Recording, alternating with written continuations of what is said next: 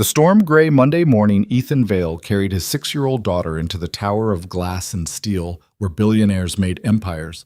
Nobody expected the quiet single father in the wrinkled shirt to be the most dangerous man in the building. They laughed when he stood among the elite fighters competing to protect CEO Vivian Mercer. They stopped laughing when he dropped the company's undefeated champion in 23 seconds without breaking a sweat. What nobody knew was that the woman drowning in corporate betrayal and the ghost of a protector hiding his past were about to collide in a conspiracy that would cost everything, or save them both. If you want to see how far a father will go to protect what matters and how a billionaire learns to trust again, stay with me until the end. Hit that like button and drop a comment telling me what city you're watching from so I can see how far this story travels. The rain hadn't started yet, but Ethan could smell it coming. He always could. 6 years of reading weather patterns, body language, threat assessments, it all became instinct after enough time in places where mistakes got you killed. Now he just used it to know when to carry an extra jacket for Lily. "Daddy, my tummy feels funny."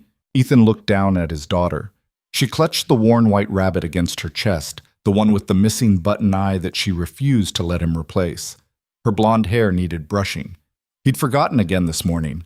Between packing her lunch, finding clean socks that actually matched, and discovering that the milk had gone bad overnight, small things like hairbrushes had slipped through the cracks. Nervous funny or sick funny? Nervous. Me too, kiddo. They stood outside Orionis Dynamics headquarters, a 40-story monument to wealth and power that didn't belong to people like them. The building's glass facade reflected the gray sky, making it look like a tower made of storm clouds. Inside that lobby, Ethan knew exactly what waited: judgment, condescension, the kind of casual cruelty that people with money thought was politeness. He'd walked into worse. "Why do I have to come?" Lily asked. "Because Mrs. Chen had to visit her sister, and I'm not leaving you alone." "Will there be other kids?" "Probably not." "Will people be mean?" Ethan knelt down, eye level with his daughter. The pavement was still damp from last night's rain, cold seeping through his cheap slacks. "Some of them might be, but that's okay. We don't need them to be nice. We just need me to get this job." "What if you don't?"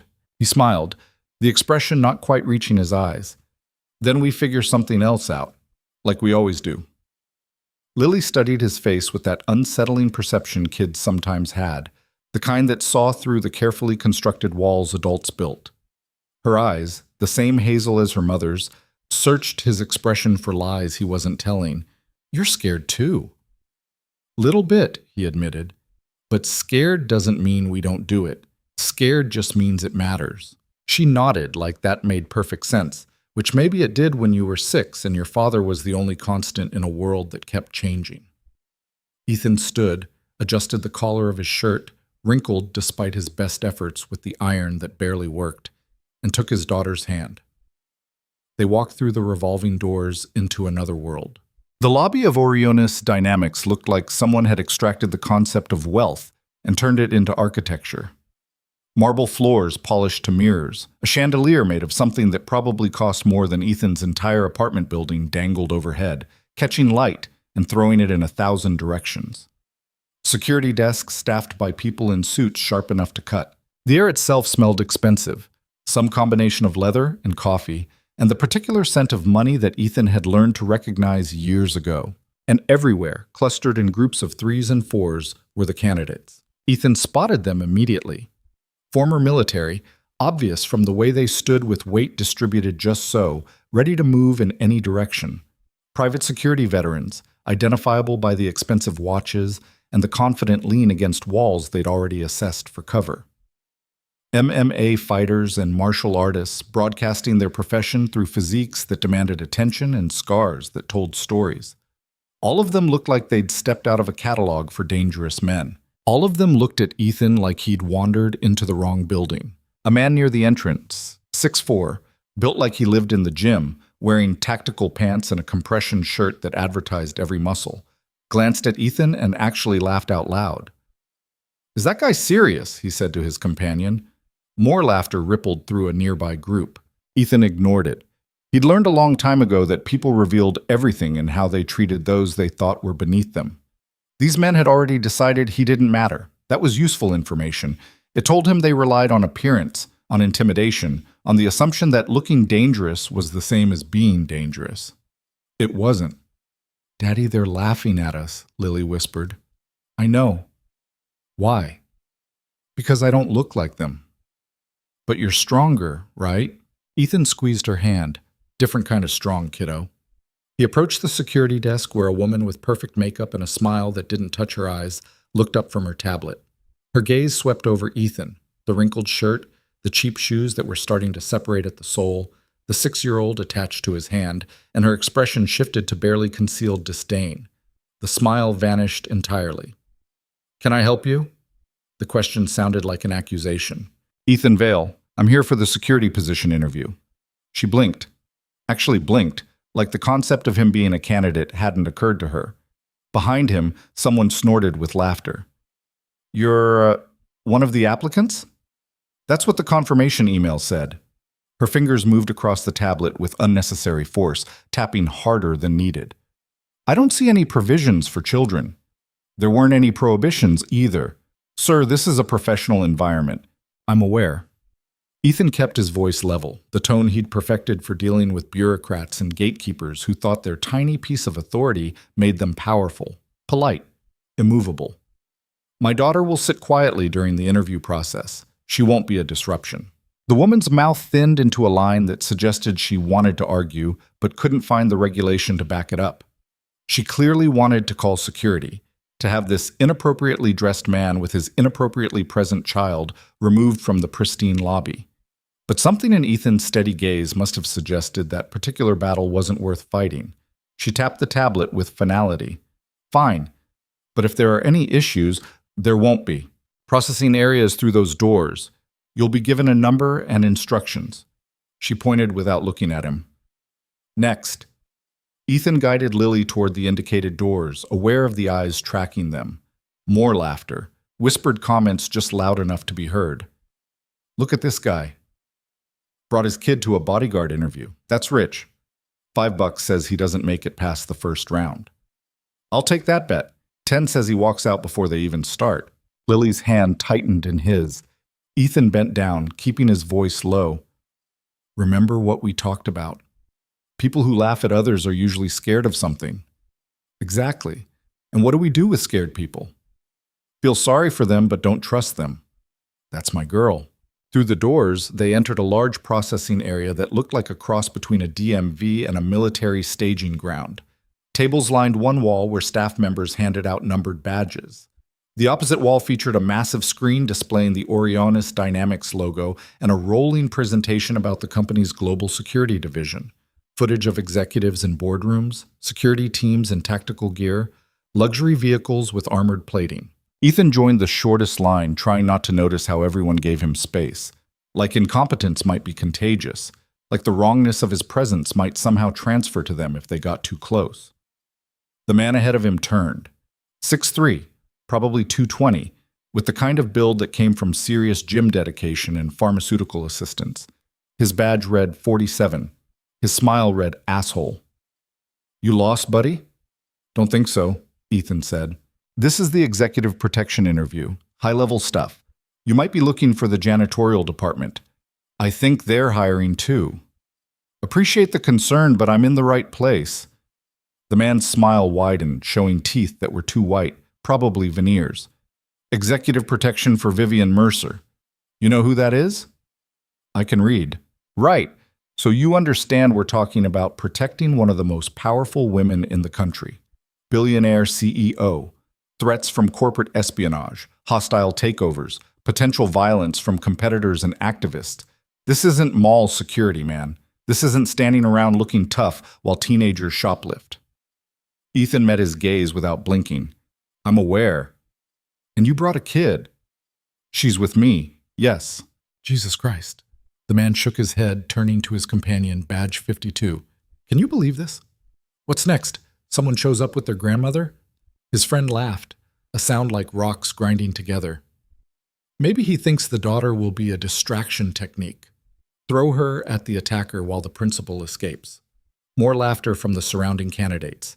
3 or 4 of them had stopped their own conversations to watch the entertainment. Lily tugged Ethan's sleeve. "Daddy, What's a principal? The person being protected, he said quietly. Like Miss Mercer? Like Miss Mercer. Is she nice? Don't know yet, kiddo. Badge 47 turned back, and something that might have been genuine concern flickered across his face. Maybe he wasn't completely an asshole. Just mostly. Hey, no offense, man, but you might want to reconsider. This is serious business. People are going to get hurt in the combat trials. You really want your daughter seeing that? Ethan looked at him for a long moment, and something in his expression made the man take half a step back. She's seen worse. The concern vanished. Badge 47's face hardened. Your funeral. They reached the table. A bored-looking staff member, early 20s, probably an intern or a recent graduate doing work they felt was beneath them, handed Ethan a badge without looking up. Number 73. Also a tablet displaying a liability waiver longer than most novels. Ethan skimmed it while Lily sat on a nearby bench, swinging her legs and humming something that might have been a song from her favorite cartoon. The one about the talking animals who solved mysteries. She watched the other candidates with open curiosity, her rabbit positioned on her lap so it could see too. The waiver was comprehensive, and probably written by lawyers who got paid by the word. Orionis Dynamics bore no responsibility for injuries sustained during the evaluation process. Candidates acknowledged the inherently dangerous nature of the assessment. Medical personnel would be on site, but participants assumed all risk. The company could not be held liable for permanent disability, disfigurement, or death. Death. They'd actually included death in the waiver for a job interview. Ethan signed it. He'd signed worse. Had signed documents that didn't even bother with the pretense of legal protection, just stark acknowledgement that what happened next was on you and nobody else. Processing complete, the staff member droned. Proceed to the main evaluation hall. Follow the blue line. The blue line painted on the floor led them through another set of doors into a space that made Ethan stop for just a second. The evaluation hall looked like someone had merged a luxury hotel conference room with a military training facility. Padded mats covered half the floor, professional grade, the kind used in serious martial arts competitions. The other half featured what looked like tactical obstacle courses, walls to climb, barriers to navigate, zones marked for different scenarios. Chairs lined the perimeter for waiting candidates. At the far end, elevated seating suggested where observers, probably company executives, would watch the proceedings. And there were a lot of candidates to observe. Ethan counted at least 60 men scattered throughout the hall. All of them looked dangerous in that performative way, arms crossed, jaws clenched, radiating carefully cultivated menace. They sized each other up like prize-fighters before a tournament, measuring competition, identifying threats. He found 2 empty chairs near the wall, slightly apart from the main clusters. Lily immediately claimed one, positioning her rabbit on her lap so it faced forward. "How long will this take?" she asked. "However long it takes." "That's not an answer." "It's the only one I have, kiddo." She sighed with the dramatic exhaustion only a 6-year-old could muster. "I'm bored already. Want to do the quiet game?" "No, that's a baby game." "Want to count how many men are wearing black shirts?" She perked up slightly. "Okay, but you have to count the blue ones." They played their counting game while the hall continued to fill. More candidates arrived, each one looking more intimidating than the last. Ethan watched them without appearing to watch, cataloging details. The man with the knife scar across his knuckles, probably street fighting background. The one who kept rolling his shoulders, recent injury, favoring his left side. The group near the obstacles who moved with synchronized precision, former military unit, probably special operations. All of them were qualified. All of them were dangerous. And all of them looked at Ethan with the kind of dismissive contempt reserved for people who didn't belong. A woman in an Orionis Dynamics blazer stepped onto the elevated platform at the front of the hall. She looked military, definitely former officer based on her bearing, the way she surveyed the room with tactical assessment rather than casual observation. Her hair was pulled back severely. No jewelry. No makeup. Everything about her screamed competence and zero tolerance for weakness. Her voice carried across the space without effort, trained projection that didn't need microphones. "Gentlemen, I'm Colonel Sarah Reeves, Director of Security Operations for Orionis Dynamics. You're here because your background suggests potential for executive protection work at the highest level. What you're about to experience will separate those with potential from those with actual capability." She paused, letting that sink in. The room had gone completely quiet. Even the performatively tough guys had stopped posturing. The evaluation consists of 3 phases. Phase 1, combat assessment. You'll face an opponent in controlled but full contact engagement. We're testing your actual fighting ability, not your resume, not your credentials, not what you claim you can do, what you can actually do when someone is trying to hurt you. Someone in the crowd shifted uncomfortably. Phase 2, tactical scenarios. We'll evaluate decision-making under pressure, how you handle ambiguity, incomplete information, conflicting priorities. Phase 3, psychological evaluation. We need to know you can handle extreme stress without breaking, that you can maintain composure when everything is falling apart. Another pause. Colonel Reeves scanned the crowd like she was already eliminating people in her head. Approximately 10% of you will advance past Phase 1. Of those, maybe half will complete Phase 2. We're looking for one candidate, one position. The person we hire will be responsible for protecting Vivian Mercer, CEO of this company, and a high-value target for numerous threat actors, corporate rivals, activists, foreign intelligence services, people with resources and motivation. If you're not willing to put your life on the line, leave now. Nobody moved. Ethan wondered how many of them actually understood what she was saying. How many had actually been in situations where putting your life on the line wasn't dramatic language, but literal description. Good. We'll call numbers randomly. When called, proceed to the mat.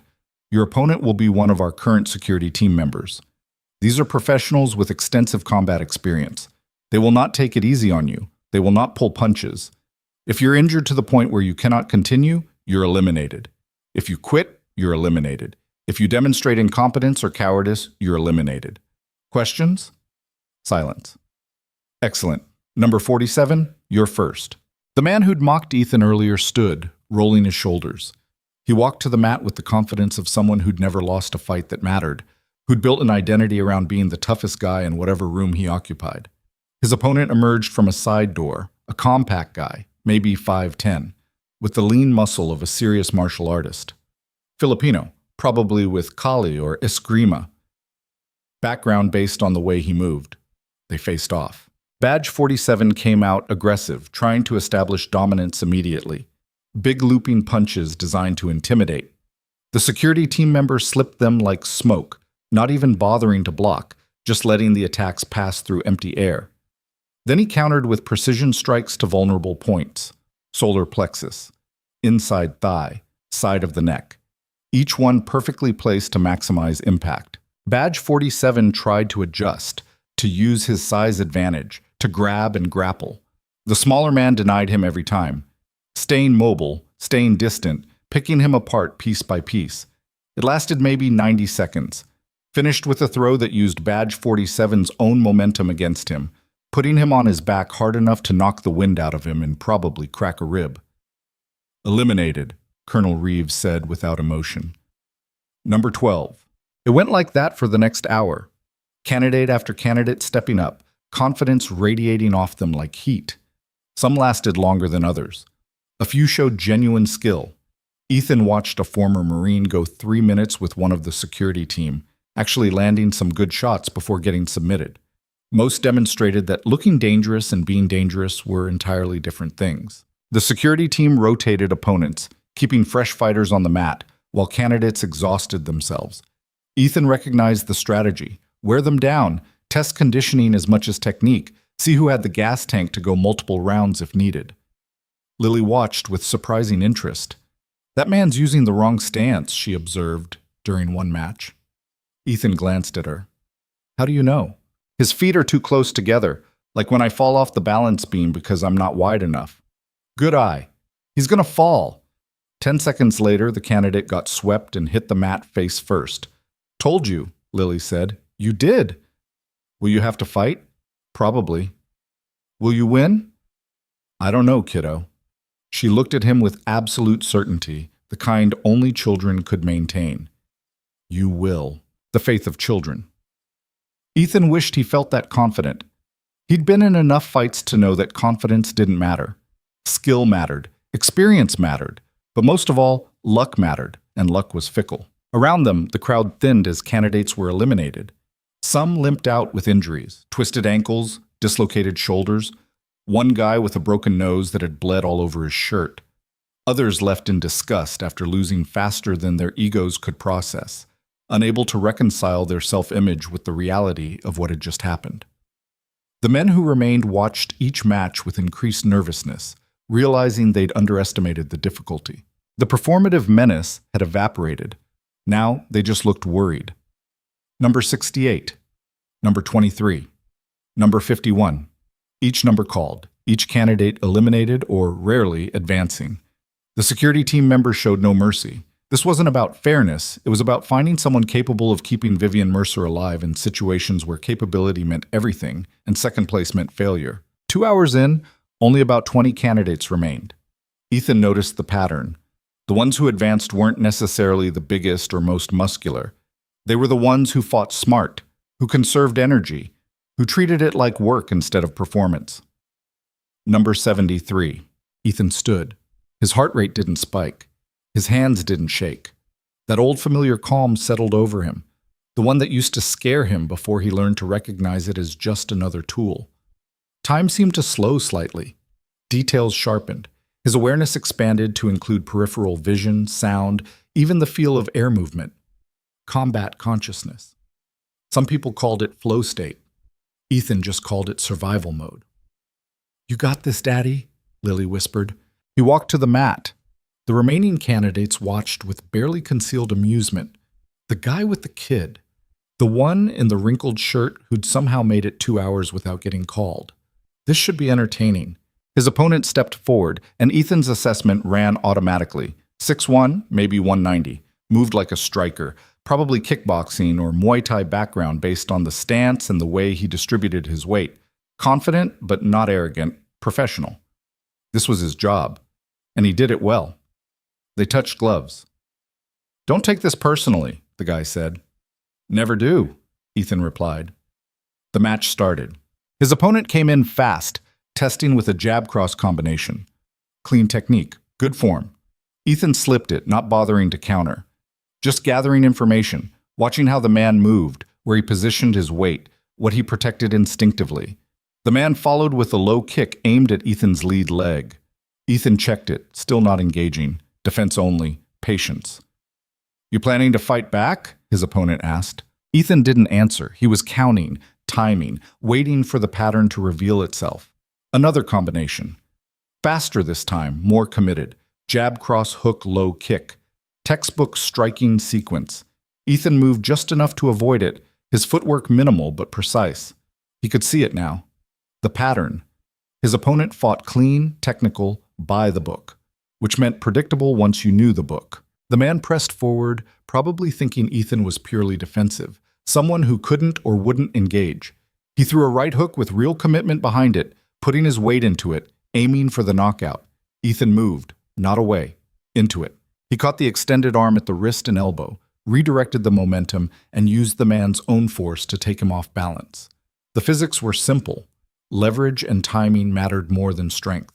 Before his opponent could adjust, before he could reset his stance or pull back, Ethan had him in a standing arm lock, hyperextended just enough to make the choice very clear. "Tap or break," Ethan said quietly. The man tapped immediately. 3 quick slaps against Ethan's arm. No ego. No hesitation. Ethan released him immediately, stepping back. The hall had gone very quiet. The amusement had vanished from the remaining candidates' faces. "Impressive," Colonel Reeves said from the platform. "But we need to see more than one technique. Marcus, you're up." A new fighter entered from the side door, and everything in Ethan's threat assessment started screaming warnings. This wasn't a security team member.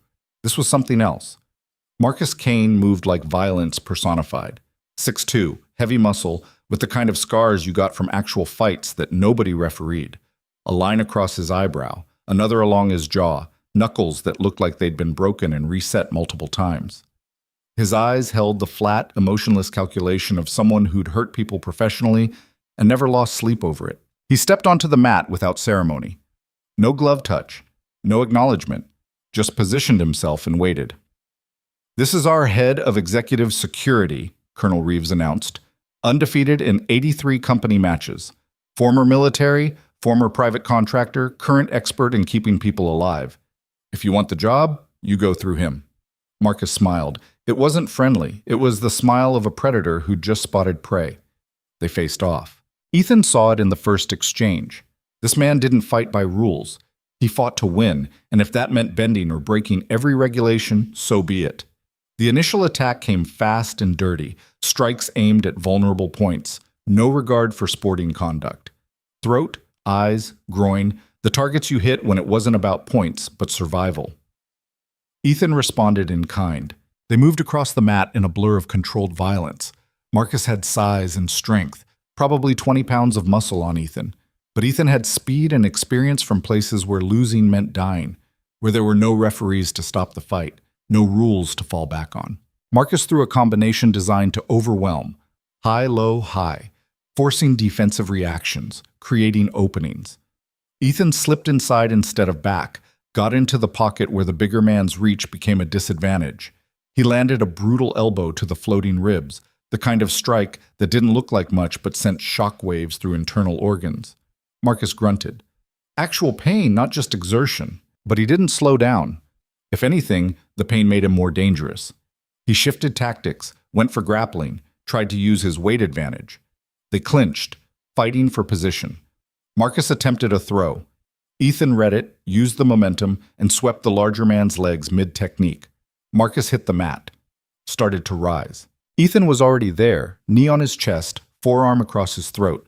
Not enough to choke. Just enough to make the point. The position was dominant, inescapable without causing serious injury. Yield, Ethan said.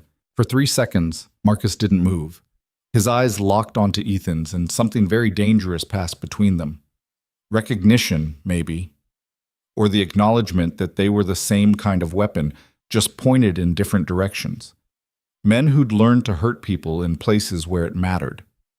The hatred in Marcus's eyes was almost palpable, not the hot anger of someone who'd lost, the cold calculation of someone who'd just identified a threat that needed eliminating. Yield, Marcus finally said.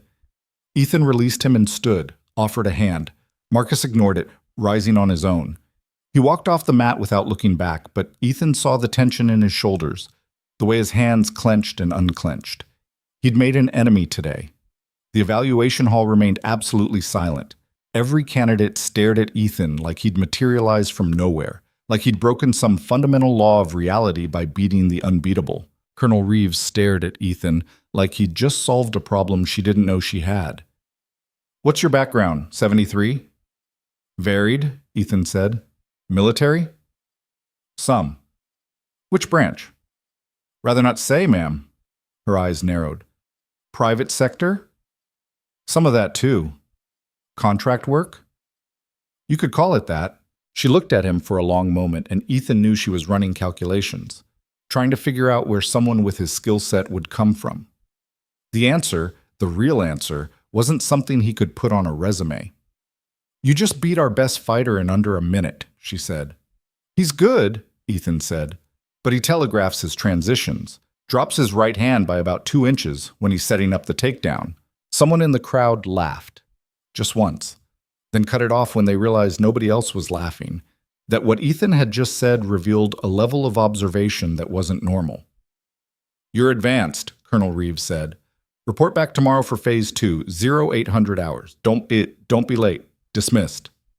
Ethan walked back to Lily, who jumped up and hugged his leg. I knew you'd win, she said. Just one phase, kiddo. Not done yet. But you'll win the others too. We'll see. But as they left the evaluation hall, Ethan caught sight of something that made him pause. The elevated seating area he'd noticed earlier, the one meant for executive observers. Someone had been watching. A woman stood there, perfectly still, her attention fixed on Ethan with an intensity that made his instincts flare. Even from this distance, he could see the sharp intelligence in her eyes, the way she held herself with absolute control. Dark hair pulled back. Business attire that probably cost more than Ethan's monthly rent. Beautiful in a way that had nothing to do with appearance and everything to do with presence. Vivian Mercer. She'd watched the entire match, and from the expression on her face, she'd seen something that interested her, or concerned her. Ethan couldn't tell which. Their eyes met across the distance, held for 2 seconds. 3.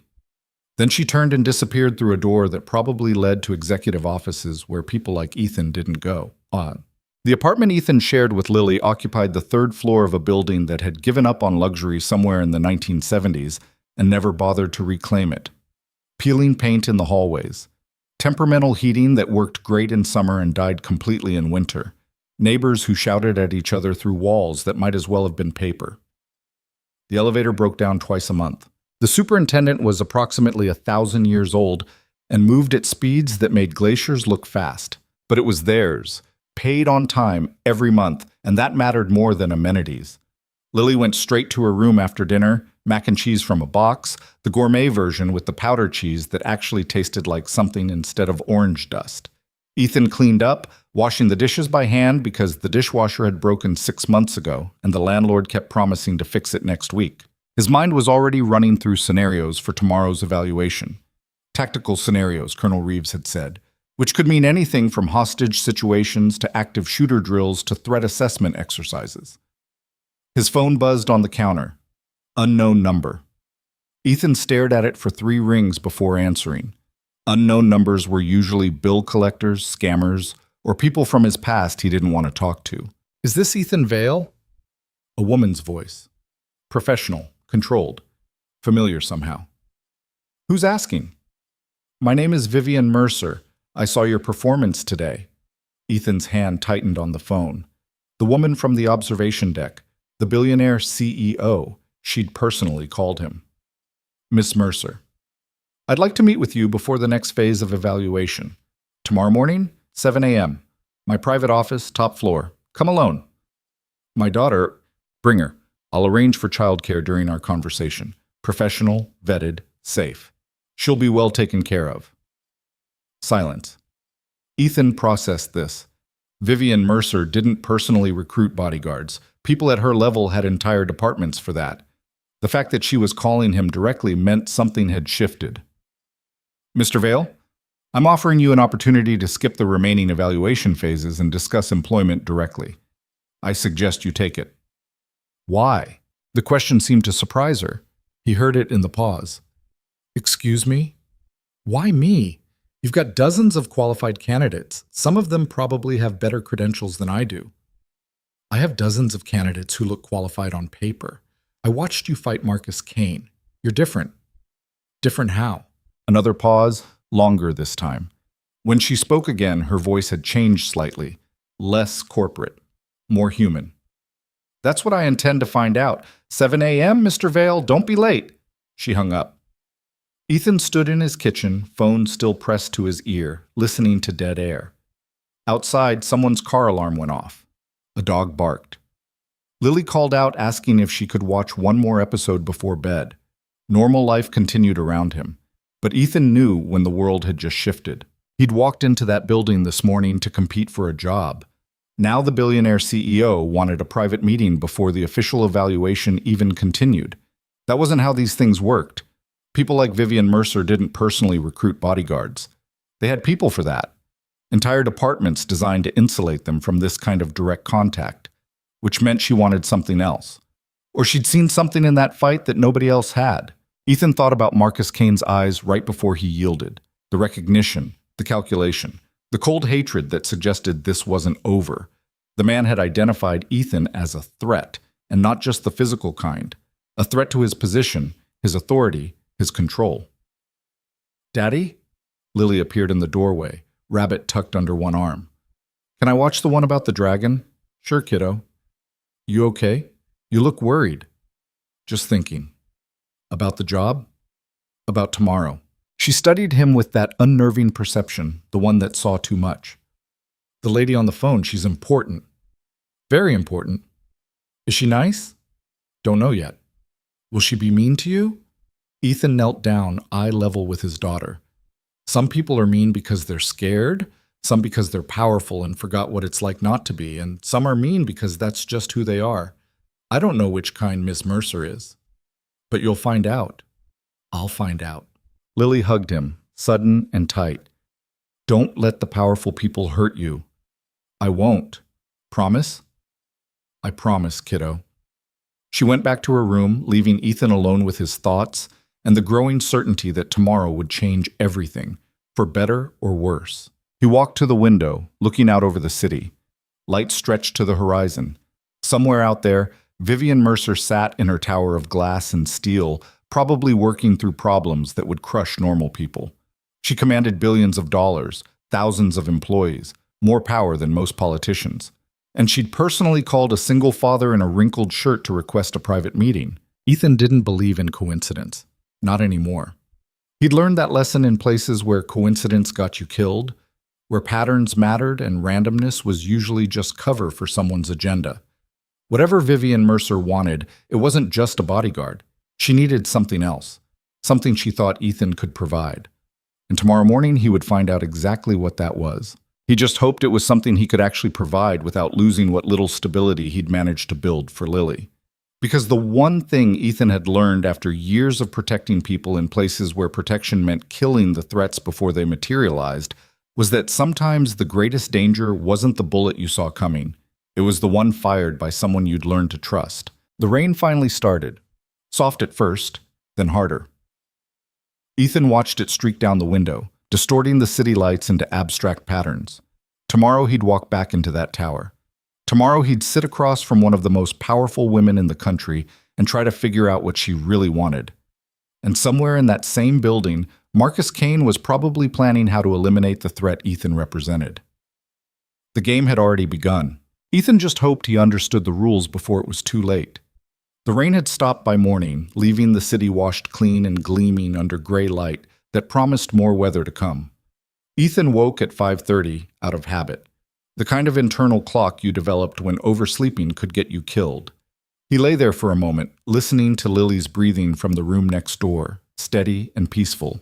6:45, he stood outside Orionis Dynamics again. This time the building looked different, less intimidating, just architecture and glass, nothing more. Lily held his hand, her rabbit tucked under her other arm. She'd picked her favorite dress, the blue one with flowers that she insisted made her look professional. "What if the childcare lady is mean?" she asked. "Then you tell me, and we leave. Even if it means you don't get the job?" Even then. The lobby was nearly empty this early. Different security guard at the desk, older guy who barely glanced at them before waving them toward the elevators. No judgment, no condescension, just doing his job. The elevator rose so smoothly Ethan barely felt the movement. Floor numbers ticked upward. 30, 35, 40.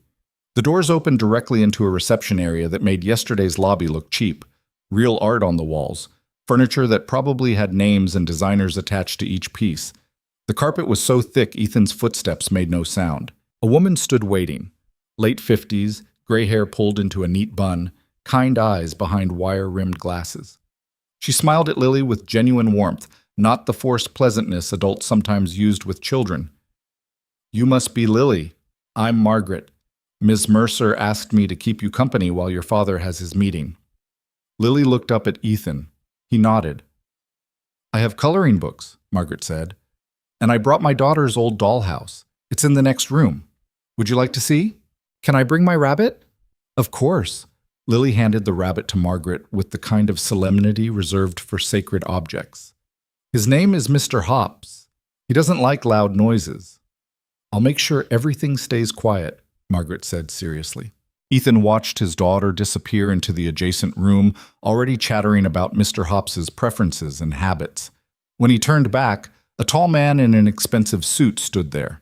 Asian, probably mid-40s, with the efficient posture of someone who'd spent years managing powerful people. "Mr. Vale? I'm Thomas Chen, Ms. Mercer's executive assistant. She's ready for you." They walked down a hallway lined with abstract art that probably cost more than Ethan would earn in a lifetime. Everything smelled like leather and that particular scent of money, expensive cologne, fresh flowers, the subtle fragrance of wealth.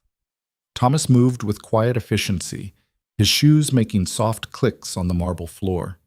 He stopped at a set of double doors, knocked twice, and opened them. "Mr. Vale, Miss Mercer?" Ethan stepped inside. The office was massive, but somehow didn't feel empty. Floor-to-ceiling windows overlooked the city, the gray morning light washing everything in silver. Minimal furniture, a desk that looked like sculptural art, 2 chairs facing it, a small conference table by the windows. Everything chosen for function and beauty in equal measure. No clutter, no personal photographs, nothing that revealed who Vivian Mercer was beyond her professional identity. She stood by the windows, silhouetted against the gray morning light. When she turned, Ethan got his first clear look at the woman who'd summoned him. 30 years old, give or take, dressed in a charcoal suit that probably cost what Ethan paid in rent for 6 months. Dark hair pulled back in a style that was professional but not severe. No jewelry except a watch that looked vintage and expensive, probably inherited. Beautiful, but not in the way magazines defined it. Beautiful in the way competence and intelligence could make someone magnetic. Her eyes were what struck him. Sharp, analytical. The eyes of someone who'd learned to read people the way Ethan read threats. "Mr. Vale, thank you for coming." Didn't seem like a request I could refuse. A flicker of something crossed her face. Amusement, maybe, or appreciation for directness. "Please, sit." Ethan took one of the chairs. The leather was butter soft, probably Italian. Vivian sat across from him, and for a moment they just studied each other. She was evaluating him the same way he was evaluating her, looking for tells, weaknesses, things that didn't match the surface presentation. "You beat Marcus Kane in less than a minute," she said. 53 seconds. "You were counting. Always count. Tells you if you're getting faster or slower." "And which are you?" "Slower than I used to be. Faster than most people need to be." She leaned back slightly. "Your application was unusually sparse. Former military, it says. No branch listed. Private security experience, no details. 3 years unemployed before this." "I was employed, just not in ways that generate W-2s. "What were you doing?" "Raising my daughter." "Single parent?" "My wife died 4 years ago." Vivian's expression softened almost imperceptibly. Not pity, something closer to understanding. "I'm sorry." "It was a long time ago." "No, it wasn't." She said it simply, like stating a fact. 4 years isn't long enough to stop hurting. Ethan didn't respond. Didn't need to. She understood, and that understanding created a crack in the professional distance between them. He wondered what loss she carried that made her speak with such certainty. "Why did you apply for this position?" Vivian asked. "Money, benefits, stability? Not because you missed the work?" "I never said I missed it." "But you were good at it, whatever it was." Ethan met her gaze. "Being good at something doesn't mean you want to do it forever." "No," she agreed. "It doesn't." Silence settled between them. Outside, a helicopter passed, its rotors a distant thrum. The city moved and breathed below them, millions of people starting their days, unaware of the conversations happening in towers above their heads. "Marcus Kane has been head of my security for 3 years, Vivian said.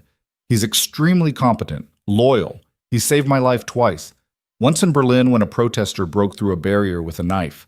Once in Singapore when our motorcade was ambushed by competitors trying to intimidate me before a major deal." "Then why are you interviewing replacements?" "I'm not replacing him. I'm adding another layer, personal protection separate from the institutional security apparatus." "You don't trust your own security team?" "I trust them to do their jobs, but there are complications. Situations where the institutional response isn't appropriate, where I need someone who answers to me directly, not to corporate protocols or chain of command." Ethan processed this.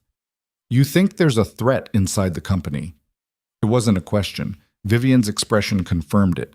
"I think," she said carefully, "that building a billion-dollar enterprise makes you enemies, some external, some internal. And I've learned that the most dangerous threats are the ones that look like friends until the moment they're not."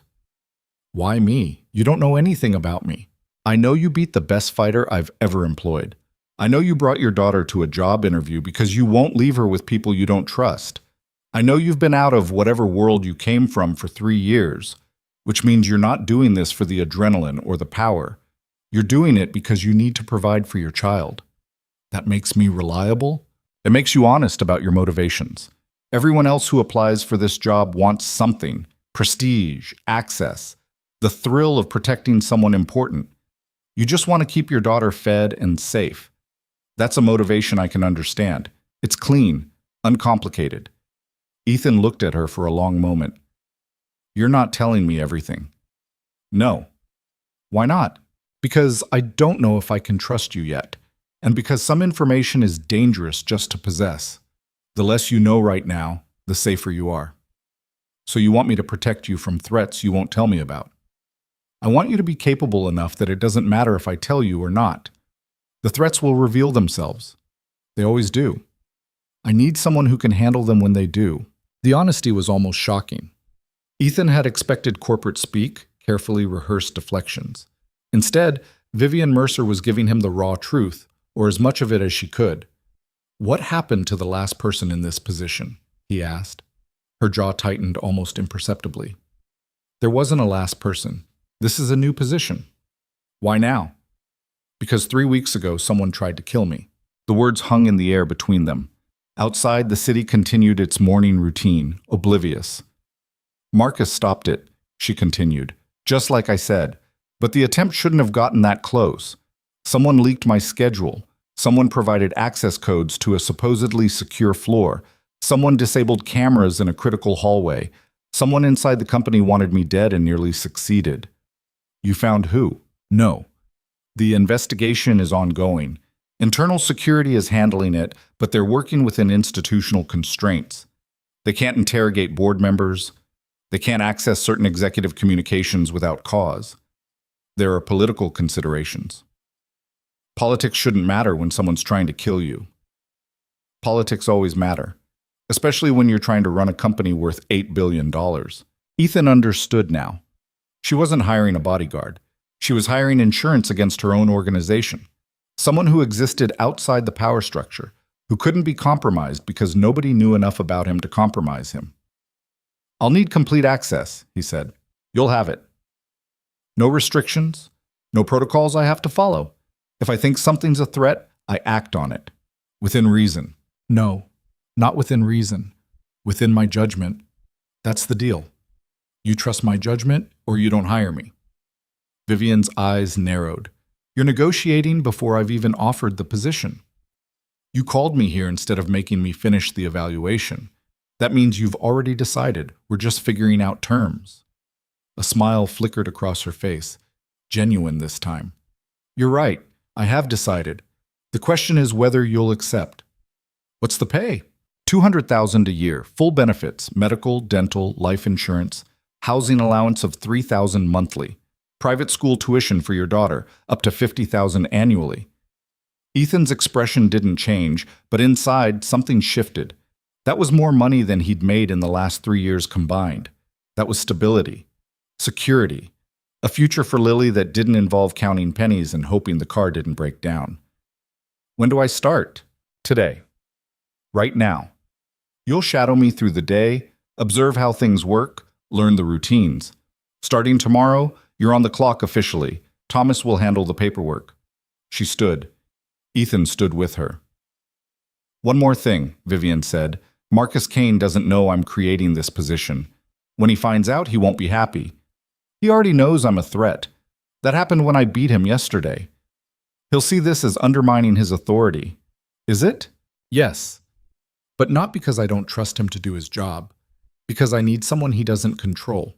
Someone who reports only to me." "You think he might be the leak?" "I think everyone might be the leak until I know otherwise, including you." "Fair enough." Ethan respected that. Paranoia kept people alive in situations where trust got you killed. "Your daughter can stay with Margaret during work hours," Vivian said. "She's been with the company 20 years, completely vetted, completely trustworthy. She raised 3 children of her own and now spends her retirement doing part-time work here because she missed having purpose. I'd like to check on her every few hours." "Of course. I wouldn't expect anything less." They walked toward the door. Vivian paused before opening it, her hand on the handle. "Mr. Vale." "Ethan." "Ethan, I need to know something. If it comes down to a choice between following my orders and protecting me, which one wins?" He didn't hesitate. "Protecting you. I'm not a soldier anymore. I don't follow orders that get people killed." "Even if I'm giving the order?" "Especially then. Sometimes the person in danger is the worst judge of what keeps them safe." She nodded slowly. "Good. That's the right answer." The door opened. Thomas Chen waited outside with a tablet and a stack of paperwork that looked thick enough to be a novel. The formal machinery of employment ground into motion, contracts, NDAs, background checks that Ethan knew would turn up carefully sanitized information. The parts of his history that mattered were buried in classified databases that civilian background checks couldn't access. He spent the next hour signing documents, getting photographed for his security badge, receiving access codes and protocols. Thomas moved through it with practiced efficiency, explaining each section without condescension. "You'll report directly to Ms. Mercer," Thomas said. "Your badge gives you access to all floors, including executive levels that most employees can't reach. You'll receive a company phone with encrypted communication." Questions? "Where's Marcus Kane's office?" 35th floor, Security Operations Center." "I should introduce myself." Thomas's expression suggested that was a terrible idea, but he didn't say it. His schedule shows him in meetings until 11. "I'll wait." An hour later, Ethan wore a security badge with his photo and clearance level. Vivian's schedule filled his phone. Meetings, calls, appearances. He'd memorized the building layout from blueprints Thomas provided, identified exit routes, choke points, vulnerable areas. The building was a security nightmare in some ways. Too many entrances, too much glass, too many people with access, but it also had advantages, multiple escape routes, controlled elevator access, hardened executive floors. "Ready?" Vivian asked. "No, but I'll figure it out." Her first meeting was in the executive conference room 3 floors down. Ethan followed her through hallways where employees stepped aside, their eyes tracking her with a mix of respect and fear. She moved through her domain like someone who'd forgotten what it felt like to be questioned. Or maybe she'd never known. Maybe when you inherited a billion-dollar company at 25, nobody ever taught you that doubt was allowed. The conference room held 8 people around a glass table.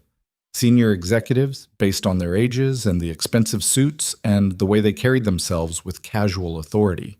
The conversation was already underway when Vivian entered. "Market share projections are optimistic given the current volatility in..."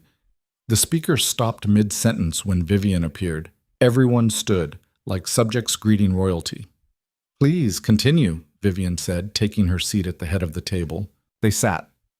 Ethan positioned himself near the door, not blocking it, but close enough to control access. He scanned faces, body language, looking for tells. The meeting resumed. Financial projections, merger discussions, competitive analysis, corporate strategy delivered in language designed to obscure as much as reveal. Ethan understood maybe half of it, but he didn't need to understand the content. He needed to understand the people. The man who'd been speaking, 50s, expensive suit, gold cufflinks that caught the light, kept glancing at Vivian like he was waiting for approval, insecure despite his position. Probably someone who'd risen through politics rather than competence. The woman to Vivian's left, younger, sharp eyes behind designer glasses, perfectly tailored suit, challenged every number presented. Ambitious, probably gunning for someone's job. Her questions were pointed, designed to expose weaknesses in others' arguments. The older executive at the far end checked his phone 3 times in 10 minutes, distracted or disinterested. Either he didn't care about the meeting or he had something more important demanding his attention. And there, 4 seats down from Vivian, a man who didn't speak much but watched everyone else with calculating attention. 50s, gray hair, expensive suit that fit too perfectly to be off the rack. When Vivian made a point, his eyes narrowed fractionally. When someone agreed with her, he frowned. When she overruled a suggestion, his jaw tightened. Ethan filed it away. The meeting ended after 90 minutes. Executives filed out, some lingering to have quick sidebar conversations with Vivian. She handled each with practiced efficiency, never giving more time than necessary. Polite but distant, professional but not warm. When the room cleared, she looked at Ethan. "Observations?" Guy at the end, gray suit, blue tie. "He doesn't like you." "That's Richard Carver, CFO. He wanted the CEO position when the board appointed me instead. He had more experience, more years with the company, and he thought the job should have been his." "He still wants it." "Yes, but wanting something and being willing to kill for it are different things." "Are they?" She considered that. "For most people, yes. For Richard, I'm honestly not sure. He's ambitious enough to be dangerous, but smart enough to be patient. Patient people are the most dangerous kind." Is that experience talking? Everything's experience talking when you've done this long enough. They returned to her office. More meetings, more calls. Vivian moved through her day with relentless efficiency, making decisions that affected thousands of lives with the same calm precision she'd use ordering coffee.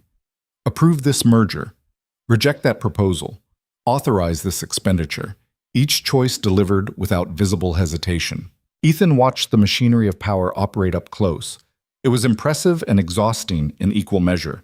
Around noon, Ethan excused himself to check on Lily. He found her in Margaret's office, surrounded by crayons and paper. She'd drawn what looked like a tower with people inside. "That's you," she said, pointing to a stick figure near the top. "And that's Miss Mercer. You're protecting her from the bad guys." "What bad guys?" "The ones she's scared of. She tries to hide it, but I can tell. People's faces do this thing when they're scared but pretending not to be." Lily demonstrated, forcing a smile while her eyes stayed worried. Margaret looked up from her book. "She's very perceptive." "Too perceptive sometimes," Ethan said. "Daddy, can I stay here every day?" "Margaret has good snacks, and she knows stories about rabbits that you don't know." "We'll see, kiddo." "That means yes, right?"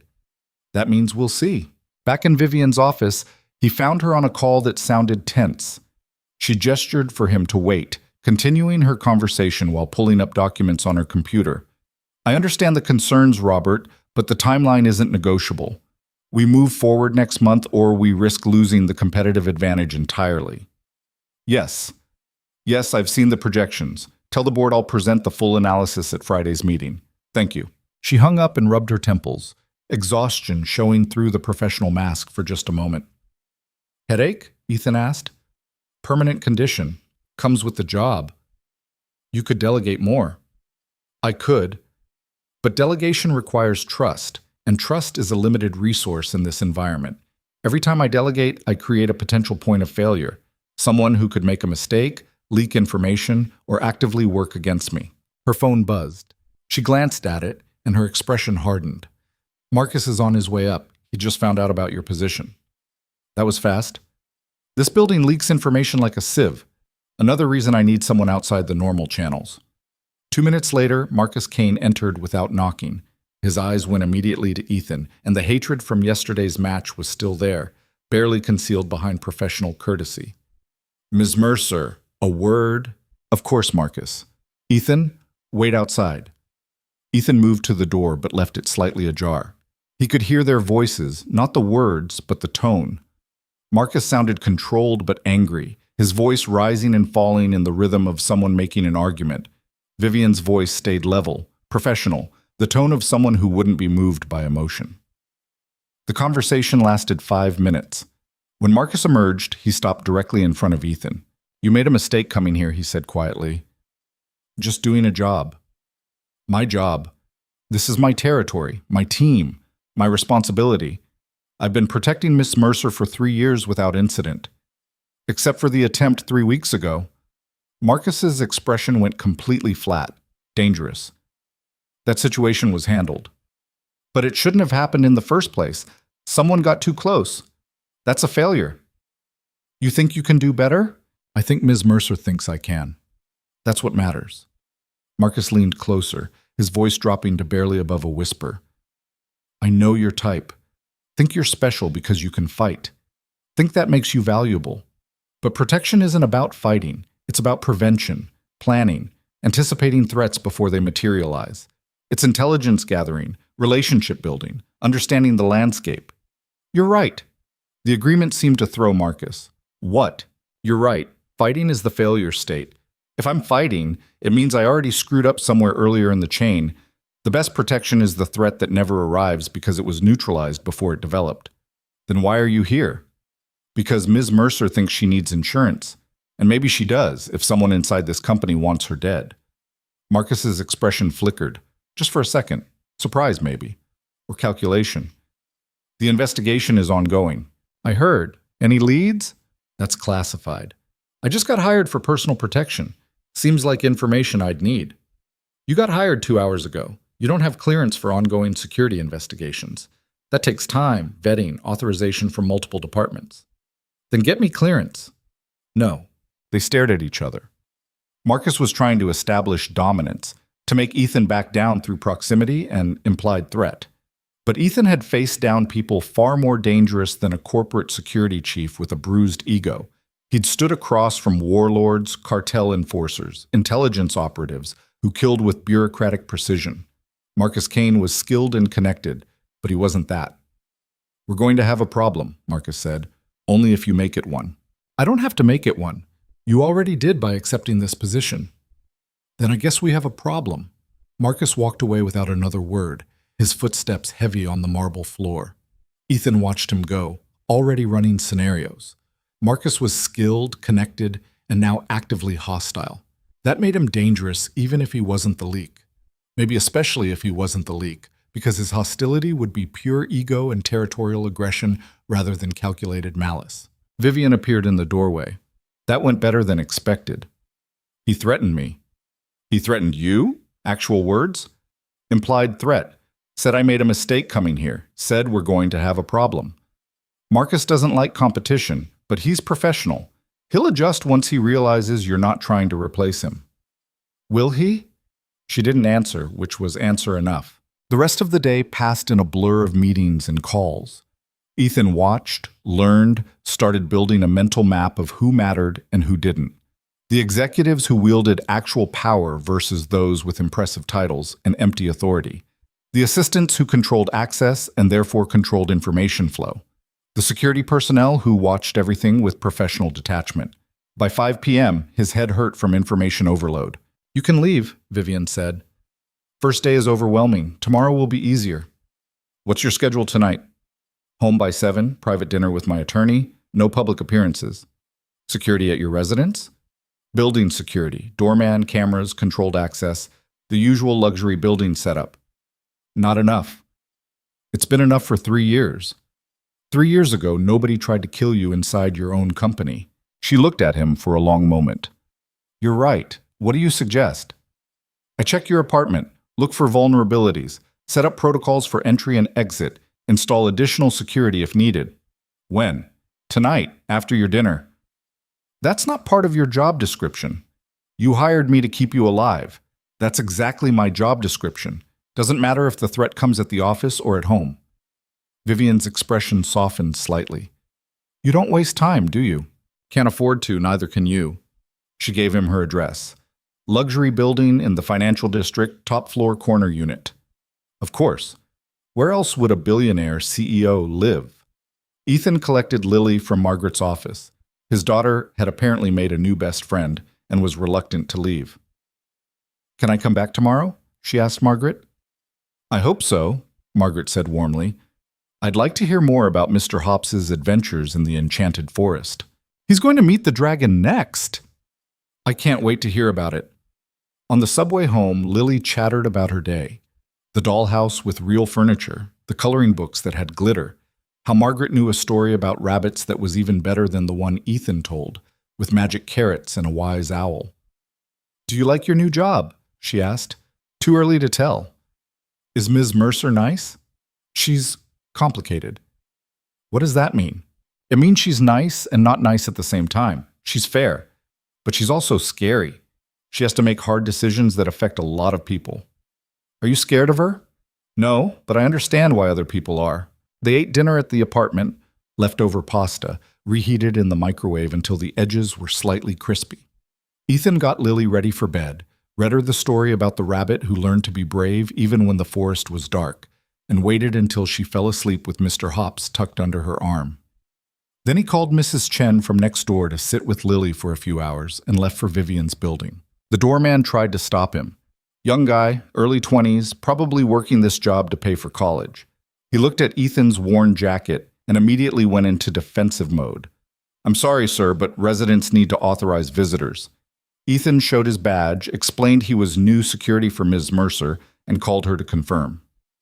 3 minutes later, he was in the elevator to the penthouse, watching floor numbers climb.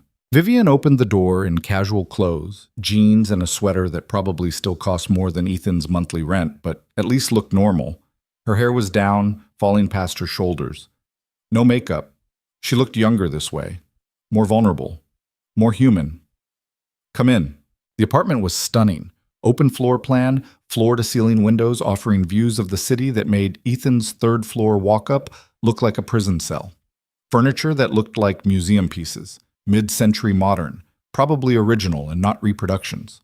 Art on the walls that might have been important if Ethan knew anything about art. Kitchen with appliances that probably cost more than most cars. But Ethan wasn't here to admire the decor. He spent 40 minutes checking everything. Window locks, standard residential grade, completely inadequate.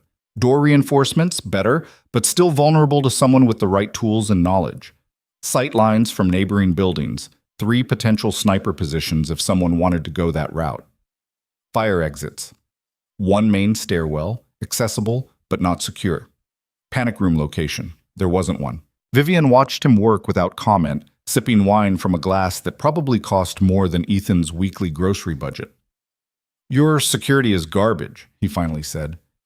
"Excuse me?" Anyone with basic training could breach this apartment in under 5 minutes. The locks are standard residential grade. The windows aren't reinforced. No security film, no sensors beyond the basic building system. You've got no panic room, no safe room, no secondary exit beyond the main door and fire escape. This building has excellent security. It's one of the most exclusive addresses in the city. Building security stops random criminals and keeps out homeless people. It doesn't stop professionals. And whoever tried to kill you 3 weeks ago was a professional, or they wouldn't have gotten past your company's security. Vivian's expression hardened. "What do you recommend?" "Upgraded locks, deadbolts, reinforced strike plates, window sensors tied to a private system, not the buildings. Security film on the glass to prevent easy breach. And you need a safe room, bedroom conversion probably.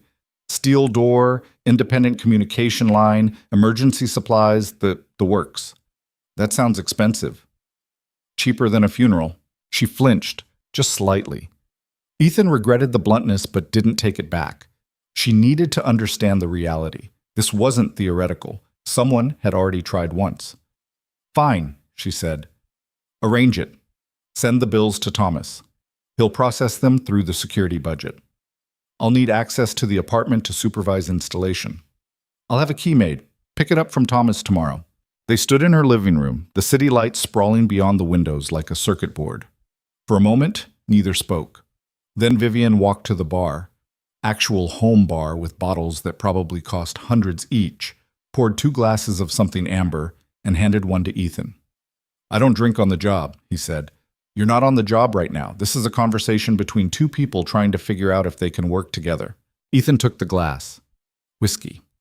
Good whiskey, the kind that went down smooth and didn't burn, probably single malt, probably aged longer than his daughter had been alive.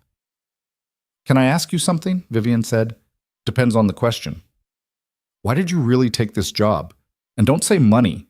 People don't risk their lives just for money. Not people like you." Ethan looked into his glass, watching the amber liquid catch the light.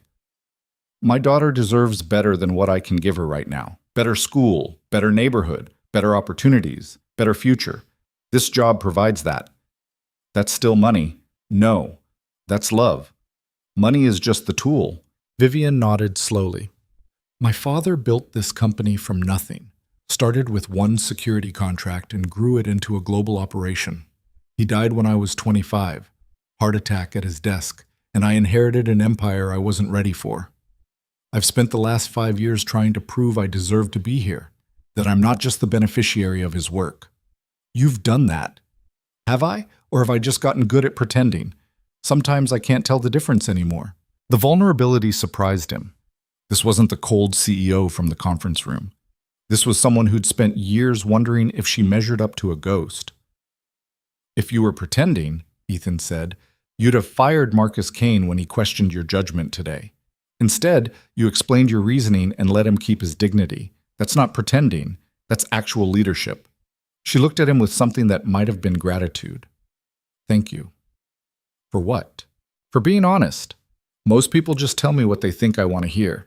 The board, the executives, even my friends. Everyone has an angle. I'm not most people." "No, you're not." The moment stretched between them, charged with something neither of them wanted to name. Then Vivian's phone rang, shattering it. She answered. "Yes? When? Are you certain? I'll be there in 30 minutes. I'll be... She hung up and looked at Ethan, her expression shifting from vulnerable to cold in an instant. Professional mask back in place. That was Richard Carver. He's calling an emergency board meeting. Tonight, right now. About what? He didn't say, but emergency board meetings are never good news. They're usually coups. 20 minutes later, they were back at Orionis Dynamics. The building felt different at night. Emptier, shadows deeper, the normal bustle of employees replaced by eerie quiet. Ethan's instincts screamed warnings, night meetings, emergency calls. Everything about this felt wrong. The boardroom was on the 38th floor. When they arrived, 5 board members were already present, seated around the table like judges at a trial. Richard Carver stood at the head of the table, documents spread in front of him like evidence. He looked at Vivian with something like satisfaction. Glad you could make it. What's this about, Richard? This is about fiduciary responsibility, about protecting shareholder interests, about ensuring this company's future isn't jeopardized by reckless decision-making and conflicts of interest. Ethan saw it then. The trap. This wasn't an emergency meeting. This was an ambush, and Vivian had walked right into it. Richard Carver didn't wait for Vivian to sit. He launched into his presentation like a prosecutor who'd been rehearsing for weeks. 3 unauthorized expenditures in the last month totaling $4.2 million. Security upgrades that weren't approved by the board. Personnel hires that circumvent standard protocols. And tonight, the creation of a new executive protection position that reports solely to you, bypassing our established security infrastructure. He slid a document across the table toward Vivian. She didn't pick it up. These expenditures were within my discretionary authority, she said. Discretionary authority exists for operational needs, not personal paranoia. You've turned company resources into your private security force. One of the board members, an older woman with silver hair and a face like carved granite, leaned forward. Vivian, these are serious concerns. The board has a fiduciary duty to question expenditures that appear to serve personal rather than corporate interests. The CEO's security is a corporate interest, Vivian said. My safety ensures continuity of leadership. Your safety is already ensured by our existing security apparatus, Richard countered. Marcus Kane runs one of the most sophisticated corporate security operations in the country. You're duplicating resources because you don't trust the systems your own father put in place. Ethan stood by the door watching the dynamics. This wasn't about money or protocols. This was a power play. Richard had been waiting for an opening, and Vivian's decision to hire Ethan had given him one. I'm not duplicating anything, Vivian said. I'm adding a specialized layer of personal protection in response to a credible threat. The threat that your security team already neutralized 3 weeks ago? The threat that got within 10 feet of me in a supposedly secure building. Yes, that threat. Richard smiled. It wasn't warm. And hiring an unknown contractor with a questionable background is your solution? Someone who beat up your head of security in front of dozens of witnesses? It wasn't, Vivian started, but Richard cut her off. We've done some research on Mr. Vale. He pulled out another document. Military service, branch classified. Private security work, details classified. 3 years of unemployment with no verifiable income. He shows up to a job interview with a child, beats our best fighter in under a minute, and within 24 hours you're offering him a $200,000 position? The boardroom went very quiet. Ethan felt 5 sets of eyes turned toward him. His background check cleared, Vivian said. His background check revealed nothing. That's different from clearing. For all we know, he could be the threat. Vivian's jaw tightened. He's been vetted. By whom? Marcus Kane, who he humiliated yesterday? Your executive assistant? You? Richard leaned forward. Vivian, you're a brilliant businesswoman, but you're also exhausted, paranoid, and making decisions based on fear rather than logic. That's dangerous for you and for this company. I'm making decisions based on staying alive. Then let the professionals handle it. Marcus has kept you safe for 3 years. Trust the system. The system failed 3 weeks ago. And you think hiring a stranger fixes that? Richard's voice rose slightly. You think bringing in someone with 0 institutional knowledge, 0 loyalty to this company, 0 accountability to anyone but you think that makes you safer? One of the other board members spoke up. Younger guy, probably late 40s, with the kind of tan that came from golf courses and vacation homes. I'm inclined to agree with Richard. This looks like a panic decision. It's not panic, Vivian said. It's prudent risk management. It's a waste of resources, Richard said. And it creates a troubling precedent. If the CEO can unilaterally hire personal security outside normal channels, what's to stop other executives from doing the same? We'll have a dozen private security teams running around, all reporting to different people, creating chaos. That's a slippery slope argument, and you know it. It's a legitimate governance concern. The board has oversight responsibility. We can't allow expenditures that serve personal interests under the guise of corporate necessity. Vivian stood. Are you questioning my judgment? I'm questioning this specific decision, and I'm not alone. Richard looked around the table. 3 board members nodded. The older woman remained neutral. One other looked uncomfortable but didn't disagree. 4-1 against Vivian. Maybe 4-2 if the neutral member broke her way. But that still wasn't enough. I'm calling for a formal review of all discretionary expenditures made in the last 60 days, Richard said. And pending that review, I'm recommending we suspend any new hires that fall outside standard protocols. You can't do that, Vivian said. The board can. We have that authority under the corporate bylaws. Section 12, paragraph 4. Emergency oversight in cases of potential fiduciary breach.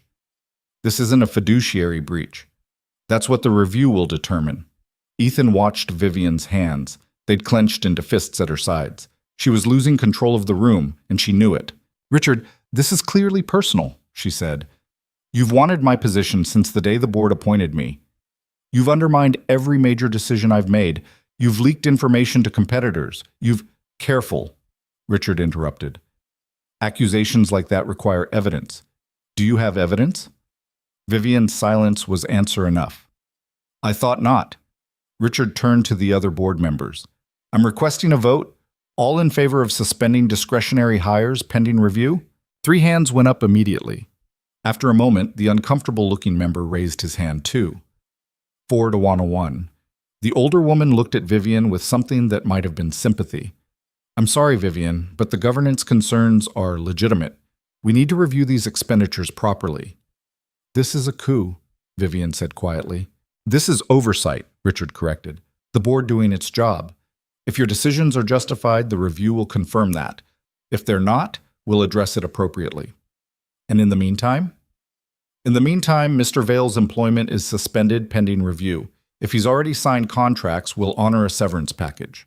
But he doesn't work for Orionis Dynamics until this is resolved. Ethan saw it happen, saw the exact moment Vivian realized she'd lost. Her shoulders dropped fractionally, her jaw unclenched. The fight went out of her eyes. Fine, she said. I'll cooperate with your review, but this isn't over, Richard. I certainly hope not. We're all on the same team here, Vivian. We all want what's best for the company your father built. The meeting ended. Board members filed out, some avoiding eye contact with Vivian, others offering meaningless platitudes. Richard gathered his documents with the satisfaction of someone who just won a battle he'd been planning for months. When they were alone, Vivian turned to Ethan. I'm sorry, she said. For what? You had the job for 6 hours. That might be a record. I've had shorter. She almost smiled, almost. I'll make sure you get paid for today. And severance. It's not your fault this fell apart. What are you going to do? Play their game? Submit to the review, prove that every expenditure was justified, and then figure out who's trying to destroy me. You think it's Richard? Richard wants my job, but wanting and killing are different things. He's too smart for overt violence. This is his style. Bureaucratic warfare, board manipulation, death by 1,000 procedural cuts. Ethan looked at her for a long moment. You need help. I need to follow the board's directive and not make things worse. That's not what I said. Understanding flickered across her face. Ethan, you can't work for me right now. The board just suspended my employment with Orionis Dynamics.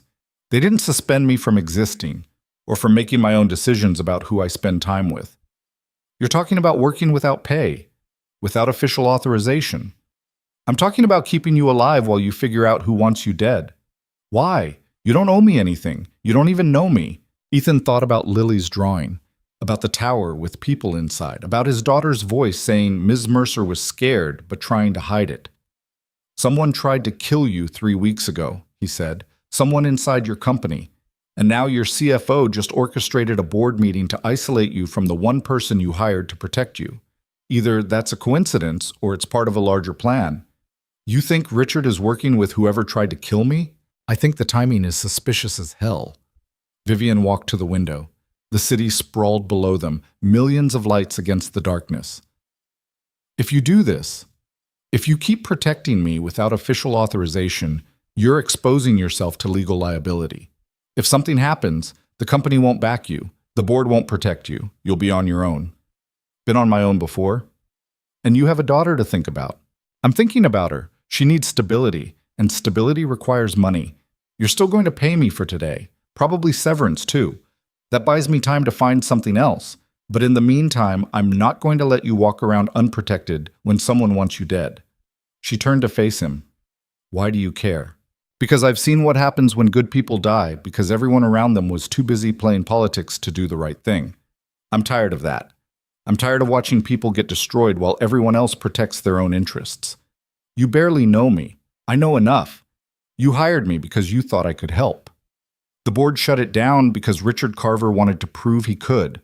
That's all I need to know. For a moment, Vivian just looked at him. Then she nodded slowly. Okay, but we do this smart. No official connection. You're a friend. Someone I met.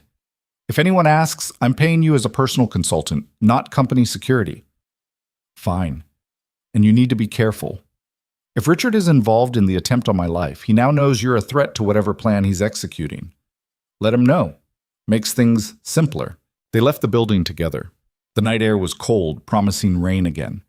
Ethan walked Vivian to her car, a black sedan with a driver who looked bored until he saw them approaching. Tomorrow, Vivian said. Same time. I'll tell Thomas to expect you. Thomas works for the company. He'll have to follow the board's directive. Thomas works for me first, company second. He'll cooperate. Ethan watched her car pull away, then started the long walk to the subway. His phone buzzed, text from a number he didn't recognize. You should have stayed out of this. Now you're part of the problem. No signature, no context, just a threat delivered digitally. Ethan deleted it and kept walking. At home, Mrs. Chen was asleep on the couch, some reality show playing quietly on the TV. He paid her $20 and thanked her. She shuffled back to her own apartment, muttering something about young people working too hard. Lily was asleep in her bed, Mr. Hops tucked under her arm. Ethan stood in the doorway watching her breathe, the peaceful rhythm of a child who didn't know yet how complicated the world was. He just lost a job that would have changed their lives. $200,000 a year, benefits, private school tuition. All gone because a CFO wanted to prove a point. But Vivian Mercer was still in danger. And Ethan had learned a long time ago that some things mattered more than money. He just hoped he hadn't made a mistake that would cost more than he could afford to lose. The next morning, Ethan was outside Orionis Dynamics at 6:30, early enough that most employees hadn't arrived yet. He didn't go inside, just positioned himself where he could watch the entrances, looking for patterns. Vivian arrived at 7 in the same black sedan, different driver this time. She saw Ethan and gave a slight nod but didn't approach. Smart. No reason to advertise their arrangement. Marcus Kane arrived at 7:15. He spotted Ethan immediately and walked over. You're not authorized to be here. Public sidewalk. I can be anywhere I want. The board suspended your employment. I heard. Doesn't change my plans. Marcus's expression darkened. You're going to be a problem. People keep telling me that. Starting to think it might be true. If you interfere with company security operations, I'll have you arrested for trespassing. I'm not interfering with anything, just standing here, enjoying the morning. You're watching the building. It's an interesting building. Architectural significance. Marcus stepped closer, his voice dropping. I don't know what game you're playing, but you're out of your depth. This isn't some third-world hellhole where you can operate outside the rules. This is corporate America. We have lawyers, procedures, systems designed to crush people like you.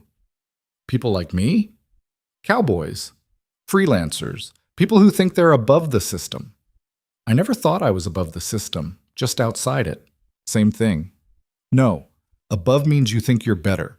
Outside means you recognize the system doesn't serve everyone equally. Marcus's jaw tightened. Stay away from Ms. Mercer. That's not a request. Can't do that. Then you're making a choice that's going to end badly for you. He walked away.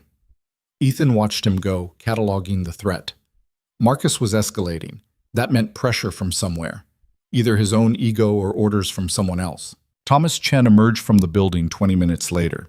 He looked around, spotted Ethan, and walked over with 2 coffee cups. Ms. Mercer thought you might be here early, he said, handing one to Ethan. She always this perceptive? Always. It's what makes her good at her job. Also what makes her dangerous to certain people. Ethan sipped the coffee. Good coffee. Expensive. You know who tried to kill her? If I knew, they'd already be in custody, but I have suspicions. Share them. Thomas looked around, checking for observers. 3 people had access to the information needed to plan that attack. Marcus Kane, Richard Carver, and a board member named Damian Crow. He's not on the board anymore. He resigned 2 weeks ago, citing health reasons.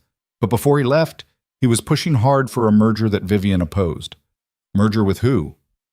Private equity firm, one that would have bought controlling interest and likely replaced Vivian as CEO. So Damian had motive. Damian had motive, means, and opportunity. But the investigation cleared him. His alibi was solid. He was giving a speech in Boston when the attempt happened. Alibis can be arranged. True, but proving that requires evidence we don't have. Ethan processed this. What about Richard Carver? Richard benefits if Vivian fails, but he's a politician, not a killer. He'll destroy her through board votes and procedural warfare, not violence. Unless he's partnering with someone who will do the violence for him. Thomas nodded slowly. That's the question, isn't it? Who's pulling the strings? A black SUV pulled up to the building entrance. Tinted windows, diplomatic plates, someone important. That's Damian Crow, Thomas said quietly. Thought he resigned. He did, but he still has business relationships with the company. Probably here to meet with Richard. Ethan watched the SUV. Nobody got out immediately. Just sat there, engine running. He knows I'm here, Ethan said. Probably. This building has cameras everywhere. If he's connected to Marcus or Richard, they've already told him about you. The SUV door finally opened. A man emerged, late 50s, silver hair, expensive suit that fit perfectly.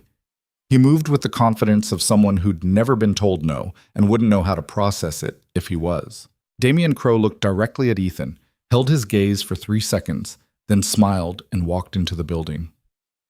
That was a message, Thomas said. I got it. What are you going to do? My job. Keep Vivian alive until we figure out who wants her dead. Thomas finished his coffee. The board meeting last night was a setup. Richard knew exactly what he was doing. He's been building support for weeks, waiting for the right moment. Vivian creating my position gave him that moment. Yes, but he would have found something else eventually. Richard doesn't improvise, he plans. Then we need to be better at planning than he is. Thomas pulled out a tablet. Vivian's schedule. I'm sending it to your phone, encrypted. Don't access it from public Wi-Fi. She know you're doing this? She suggested it. The tablet screen showed a detailed calendar. Meetings, calls, public appearances. Ethan scanned it, looking for vulnerabilities. This investor conference on Friday, he said. Public event? 500 attendees. Major security presence, but also major exposure. She'll be on stage for 30 minutes, completely visible. Perfect opportunity for someone who wants a second attempt. That's what I thought. Marcus is handling security, but he's following standard protocols. Perimeter control, metal detectors, background checks on attendees. Standard protocols didn't work 3 weeks ago. No, they didn't. Ethan looked at the building entrance where Damian Crow had disappeared. I need to know more about Crow, his connections, his business interests, who he talks to. That's investigative work. You're not a detective. No, but I know people who are. Thomas raised an eyebrow. People from your mysterious classified past? Something like that. Be careful. If Richard or Marcus find out you're investigating board members, they'll use it against Vivian. Make it look like she's conducting witch hunts. They won't find out. Everyone finds out eventually. This building leaks information like it's got holes in the foundation. Ethan finished his coffee. Then we need to figure out where the leaks are coming from. You think it's someone in security? I think it's someone with access to information and motivation to share it. That describes a lot of people. A car pulled up, Vivian's sedan. She emerged looking tired, like she'd been up all night. She saw Ethan and Thomas talking and walked over. "Good morning," she said. "Morning," Ethan replied. "Rough night?" "Spent it reviewing 3 months of financial records to prepare for Richard's audit. He wants every expenditure justified down to the last penny." "Will they be?" "Most of them. But he'll find things to criticize. That's the point. Make me look reckless so the board loses confidence." Thomas held up his tablet. "I sent Ethan your schedule. Encrypted." Vivian nodded. "Good. We need to talk about Friday's conference." "I was just looking at that," Ethan said. "It's a kill zone. It's also non-negotiable. I'm the keynote speaker. Canceling would send the message that I'm scared, that I'm weak." "You're scared. And being scared is smart when someone's trying to kill you. Being scared and showing fear are different things. If I cancel, Richard will use it as evidence of instability. He'll tell the board I'm too paranoid to function." Ethan understood the trap. She couldn't cancel without confirming Richard's narrative. But attending meant exposing herself to whoever wanted her dead. "Then we make it as safe as possible," he said. "I'll need complete access to the venue, security plans, attendee lists, everything." "Marcus won't give you that information." "Then you'll have to get it for me." Vivian looked at Thomas. He nodded. "I can access the files. Security planning documents are stored on the shared drive." "Do it," Vivian said. "And Ethan, be at my apartment tonight at 8. We need to go through every detail." She walked into the building without waiting for a response. Thomas followed, leaving Ethan alone on the sidewalk. He checked his phone. Message from a number he'd called last night. Just 2 words. "I'm in." Ethan smiled. His contact from the old days had come through. Someone who could dig into Damien Crow's background without leaving traces. Someone who owed Ethan a favor from a situation in Caracas that they'd both agreed never to discuss. Now they just needed to find the connection. The thread that linked Crow to the attempt on Vivian's life. And they needed to find it before Friday's conference gave someone a second chance to finish what they'd started. Ethan spent the day shadowing Vivian from a distance, watching who approached her, who she met with, looking for patterns in the chaos of corporate life. At noon, she had lunch with Richard Carver. Ethan watched through the restaurant window. Upscale place, probably cost more for one meal than he spent on groceries in a month. They sat across from each other like chess players studying the board. Richard talked, his hands moving expressively. Vivian listened, her face neutral. Whatever he was saying, she didn't like it. The lunch ended after an hour. Richard left first, walking with the satisfaction of someone who'd just scored points. Vivian emerged 5 minutes later looking like she wanted to hit something.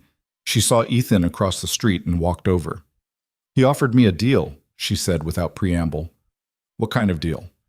"Resign as CEO. Take a position on the board with no operational authority. In exchange, he drops the investigation and ensures a generous severance package." "He's trying to force you out." "He's trying to make it look like my choice. Voluntary transition instead of removal. Better for everyone's reputations." "What did you say?" "I told him to go to hell, politely." Ethan almost smiled. "How long until he makes the next move?" "Days, maybe hours. Richard doesn't waste time once he's committed to a strategy." They walked toward her office building. Ethan stayed alert, scanning faces, looking for threats. The city moved around them, business people rushing to meetings, delivery workers navigating sidewalks, tourists taking photos of buildings they'd never see again. Normal life continuing while someone plotted murder. At 8 p.m., Ethan stood outside Vivian's apartment building again. The same doorman from last night, who barely glanced at him before waving him through. Either he remembered Ethan or he'd been told to expect him. Vivian opened the door, wearing the same jeans and sweater from last night. Her hair was still down, no makeup. She looked exhausted. "Come in. I ordered food. Hope you like Thai." The apartment smelled like coconut curry and jasmine rice. Takeout containers covered her kitchen counter. Enough food for 4 people. Vivian had clearly stress-ordered. "You planning to feed an army?" Ethan asked. "I didn't know what you liked, so I got everything."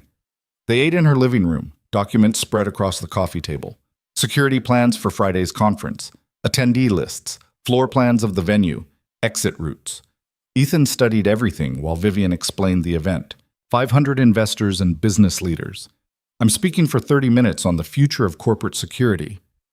Ironic, considering someone's trying to kill me. Who picked the topic? I did. 2 months ago before the attempt. Who knows you'll be there? Everyone. It's been publicized for weeks. Open registration. Ethan pointed to the floor plan. You're on stage here, exposed from 3 sides. Anyone in the first 20 rows has a clear shot. There will be metal detectors. Metal detectors catch guns. They don't catch poison, suffocation, staged accidents, or a dozen other methods. Vivian set down her food. You're saying I shouldn't go. I'm saying if you go, we need to control every variable we can, which means changing the plan. Marcus won't agree to changes. Then we don't tell Marcus. We make our own plan. For the next 2 hours, they went through scenarios. Ethan identified vulnerabilities, suggested alternatives. Vivian pushed back on things that would look paranoid or weak. They compromised, finding solutions that balance safety with appearance. By 10 p.m., they had a plan. Not perfect, but better than the standard security arrangement. You should get some sleep, Ethan said. Friday's going to be a long day. I don't sleep much anymore. Not since the attempt. Nightmares? Insomnia. I keep thinking about all the ways it could have gone worse, all the ways the next attempt might succeed. Ethan understood that. The hypervigilance that made rest impossible. You need to sleep anyway. Exhaustion makes you vulnerable. Is that advice from experience? Yes. She looked at him for a long moment. Can I ask you something? Depends on the question. What did you do before? In that classified past you won't talk about? Ethan considered how much to tell her. I protected people in places where protection meant making threats disappear before they became problems. You killed people. Sometimes, when there was no other option. And you're okay with that? No. But I'm okay with being alive. And so are the people I protected. Vivian nodded slowly. If it comes to it, if someone tries again, will you do what's necessary? Yes. Even if it means killing someone? If it's you or them, I'm choosing you, every time. The certainty in his voice seemed to settle something for her. She walked him to the door. Thank you, she said, for staying, for helping, even though you don't have to. I do have to, just not for the reasons people usually think. What reasons? Because my daughter asked me if you were nice, and I realized she was asking if you were someone worth protecting. And you are. Vivian's expression softened. Your daughter sounds wise beyond her years. She is. Scary sometimes. Bring her to the office tomorrow. I'd like to meet her properly. Ethan left, the weight of Friday's conference already pressing on him. 2 days to prepare for an event where Vivian would be completely exposed. 2 days to find whoever wanted her dead. And somewhere in this city, someone was making plans of their own. Planning for the moment when they'd finally finish what they'd started 3 weeks ago. Ethan just had to make sure that moment never came. The call came at 3 in the morning. Ethan was already awake, sitting at his kitchen table with coffee and the security plan spread in front of him. He'd been running scenarios in his head, looking for the angle he was missing. Unknown number. He answered on the second ring. Ethan Vale? A voice he didn't recognize. Male, probably late 20s, with the careful diction of someone trying to disguise an accent. Who's asking? A friend. Someone who thinks you should know what's happening. I don't have friends who call at 3 a.m. Then call me concerned. Vivian Mercer is walking into a trap on Friday. The conference is a setup.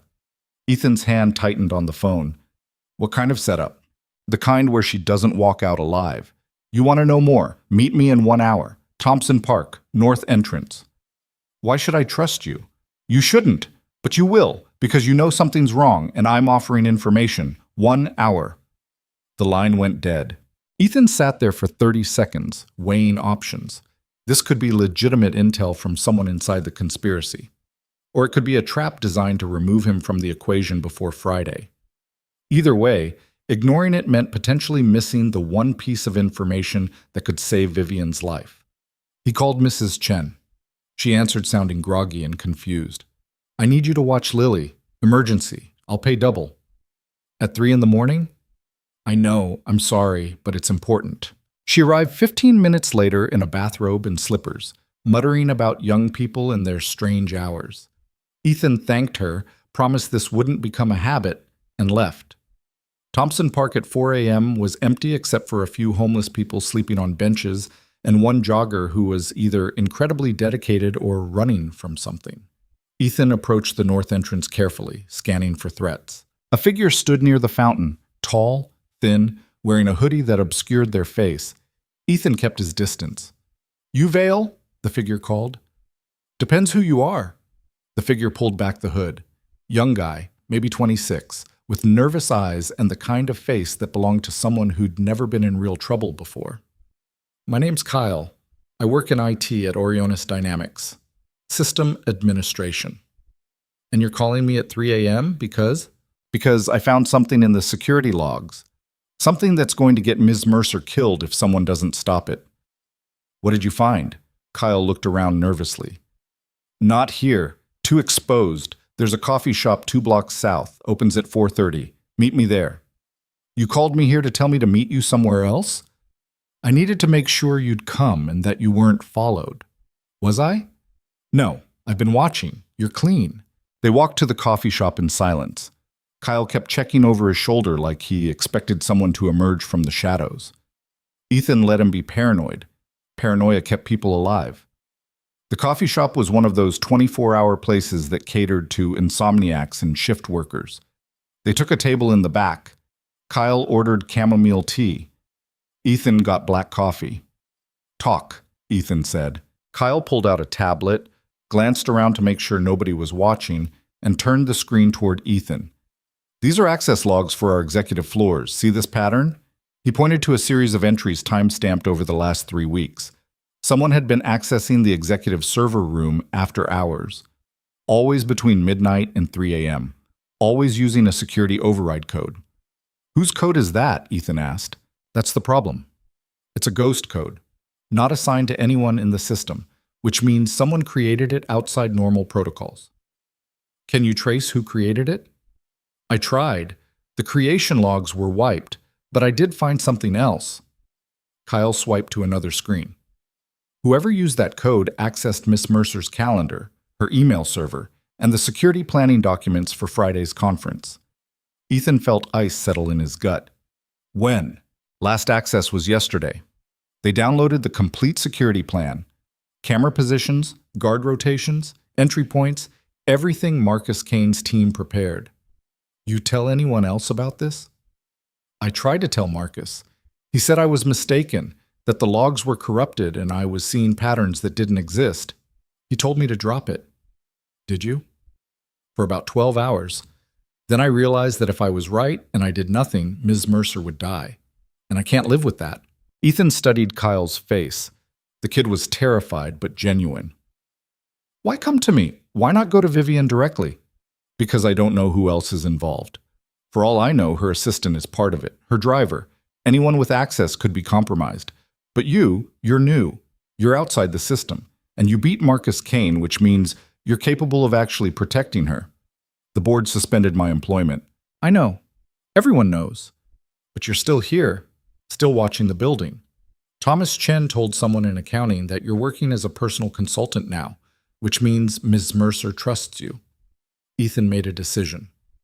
"Can you track the ghost code in real time? See if someone uses it again?" "Already set up alerts. If that code activates, I'll know within 30 seconds. "Good. Keep monitoring. And Kyle, you did the right thing coming to me, but you need to be careful. If someone's willing to kill Vivian, they won't hesitate to eliminate anyone who threatens their plan." "I know. That's why I'm talking to you at 4 a.m. in a coffee shop instead of through official channels." They exchanged numbers. Kyle left first, disappearing into the pre-dawn darkness. Ethan finished his coffee, thinking through the implications. Someone inside Orionis Dynamics had created unauthorized access and used it to steal security plans. Marcus had dismissed the evidence, which meant either he was incompetent or complicit. And whoever had that information now knew exactly how to breach Friday's conference security. Ethan needed to tell Vivian, but first he needed more information. He pulled out his phone and called the number his contact had given him. 3 rings, Then a familiar voice. "It's early, even for you," the voice said, gravelly, with a hint of an accent that was Russian or Georgian or somewhere in between. "I need everything you have on Damien Crowe, and I need it by tonight." "That's fast work. I'm paying fast money." "How fast?"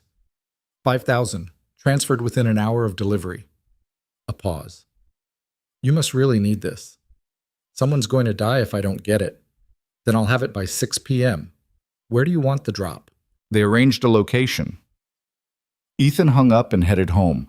Mrs. Chen was asleep on his couch again.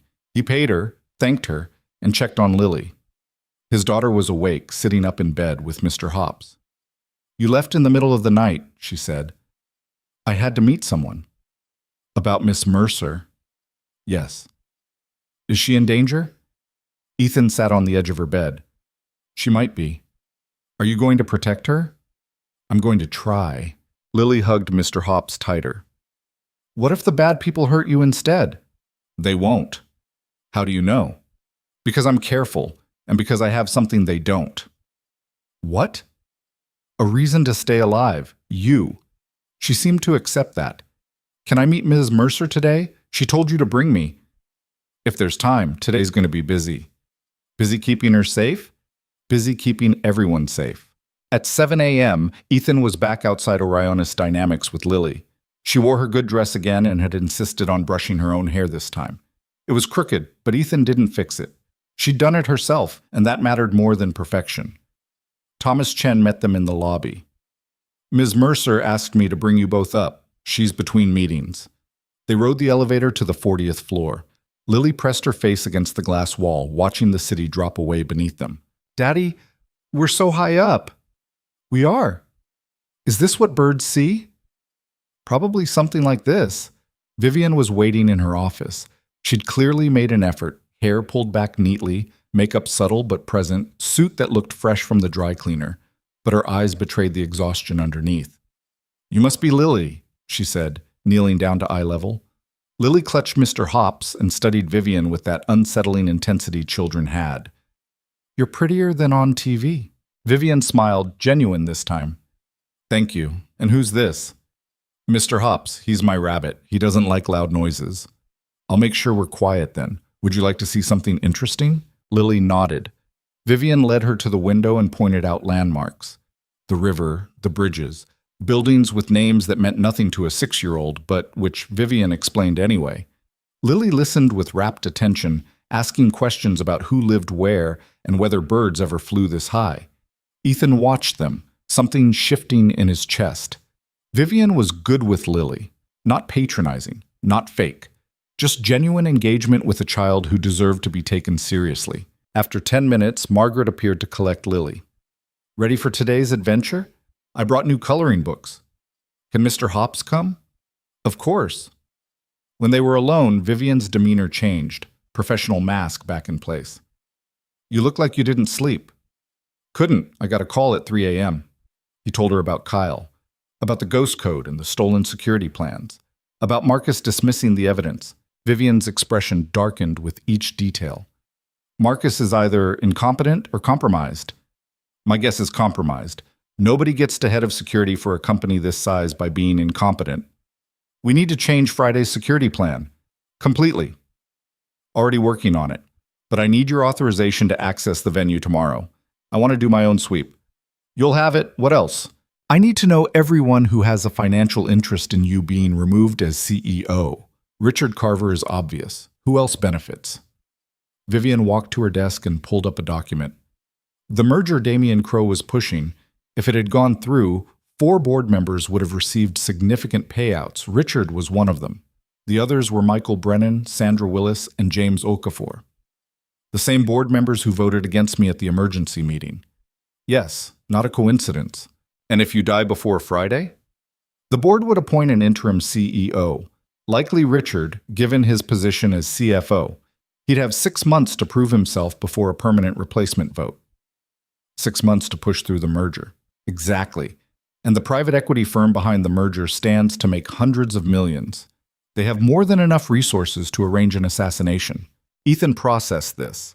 The conspiracy was bigger than one person. It was a coordinated effort involving board members, external investors, and someone inside security who could provide access and intelligence. I'm getting more information on Damien Crowe tonight, Ethan said. Financial records, business connections, anything that links him to the attempt 3 weeks ago. How are you getting that? Friend from my previous life. Someone who's very good at finding information people want hidden. Is this friend legal? Mostly. Vivian almost smiled. I should probably tell you to stop. Use official channels. But you won't. No, because official channels have failed me, and I trust you more than I trust the systems that are supposed to protect me. Her phone buzzed. She glanced at it, and her expression hardened. Richard wants another meeting. This afternoon. He's bringing his lawyer. That's not good. No, it means he's escalating, moving from pressure to formal action. What kind of action? Probably a motion to remove me as CEO. If he has enough board support, he can force a vote. Can he win that vote? 4-3. Yes, he can win. Then we need to give him a reason not to force that vote. Like what? Like evidence that he's involved in a conspiracy to kill you that tends to undermine someone's credibility. Vivian looked at him for a long moment. You really think Richard would go that far? Order my death? I think people do terrible things when enough money is involved, and this merger represents hundreds of millions in profit. That's more than enough motivation. The meeting with Richard happened at 2 p.m. in a conference room that felt more like a courtroom. Richard sat on one side with his lawyer, a thin man in his 50s who looked like he'd spent his life finding loopholes. Vivian sat across from them with Thomas taking notes. Ethan stood by the door, officially not part of the meeting but present nonetheless. Richard had objected, but Vivian overruled him. Let's be direct, Richard said. The board has lost confidence in your leadership. The financial irregularities, the unauthorized hires, the paranoid behavior. It's affecting the company's stability. What irregularities? Vivian asked. Every expenditure I've made is documented and justified. Justified in your opinion, not in the board's opinion. The board doesn't run day-to-day operations. I do. Richard's lawyer leaned forward. Miss Mercer, we're here to offer you a dignified exit. Resign voluntarily, take a generous severance package, and maintain your reputation. The alternative is a formal removal vote, which will be messy and public.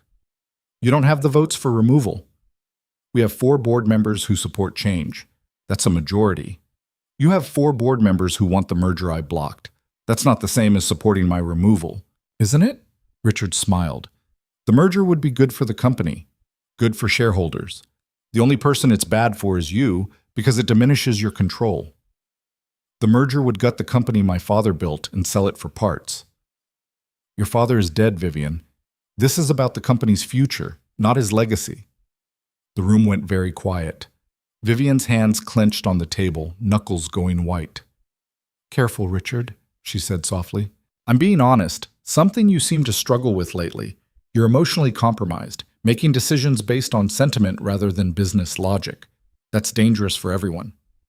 What's dangerous is a CFO who's so desperate for power that he's willing to destroy the company to get it. Richard's expression didn't change.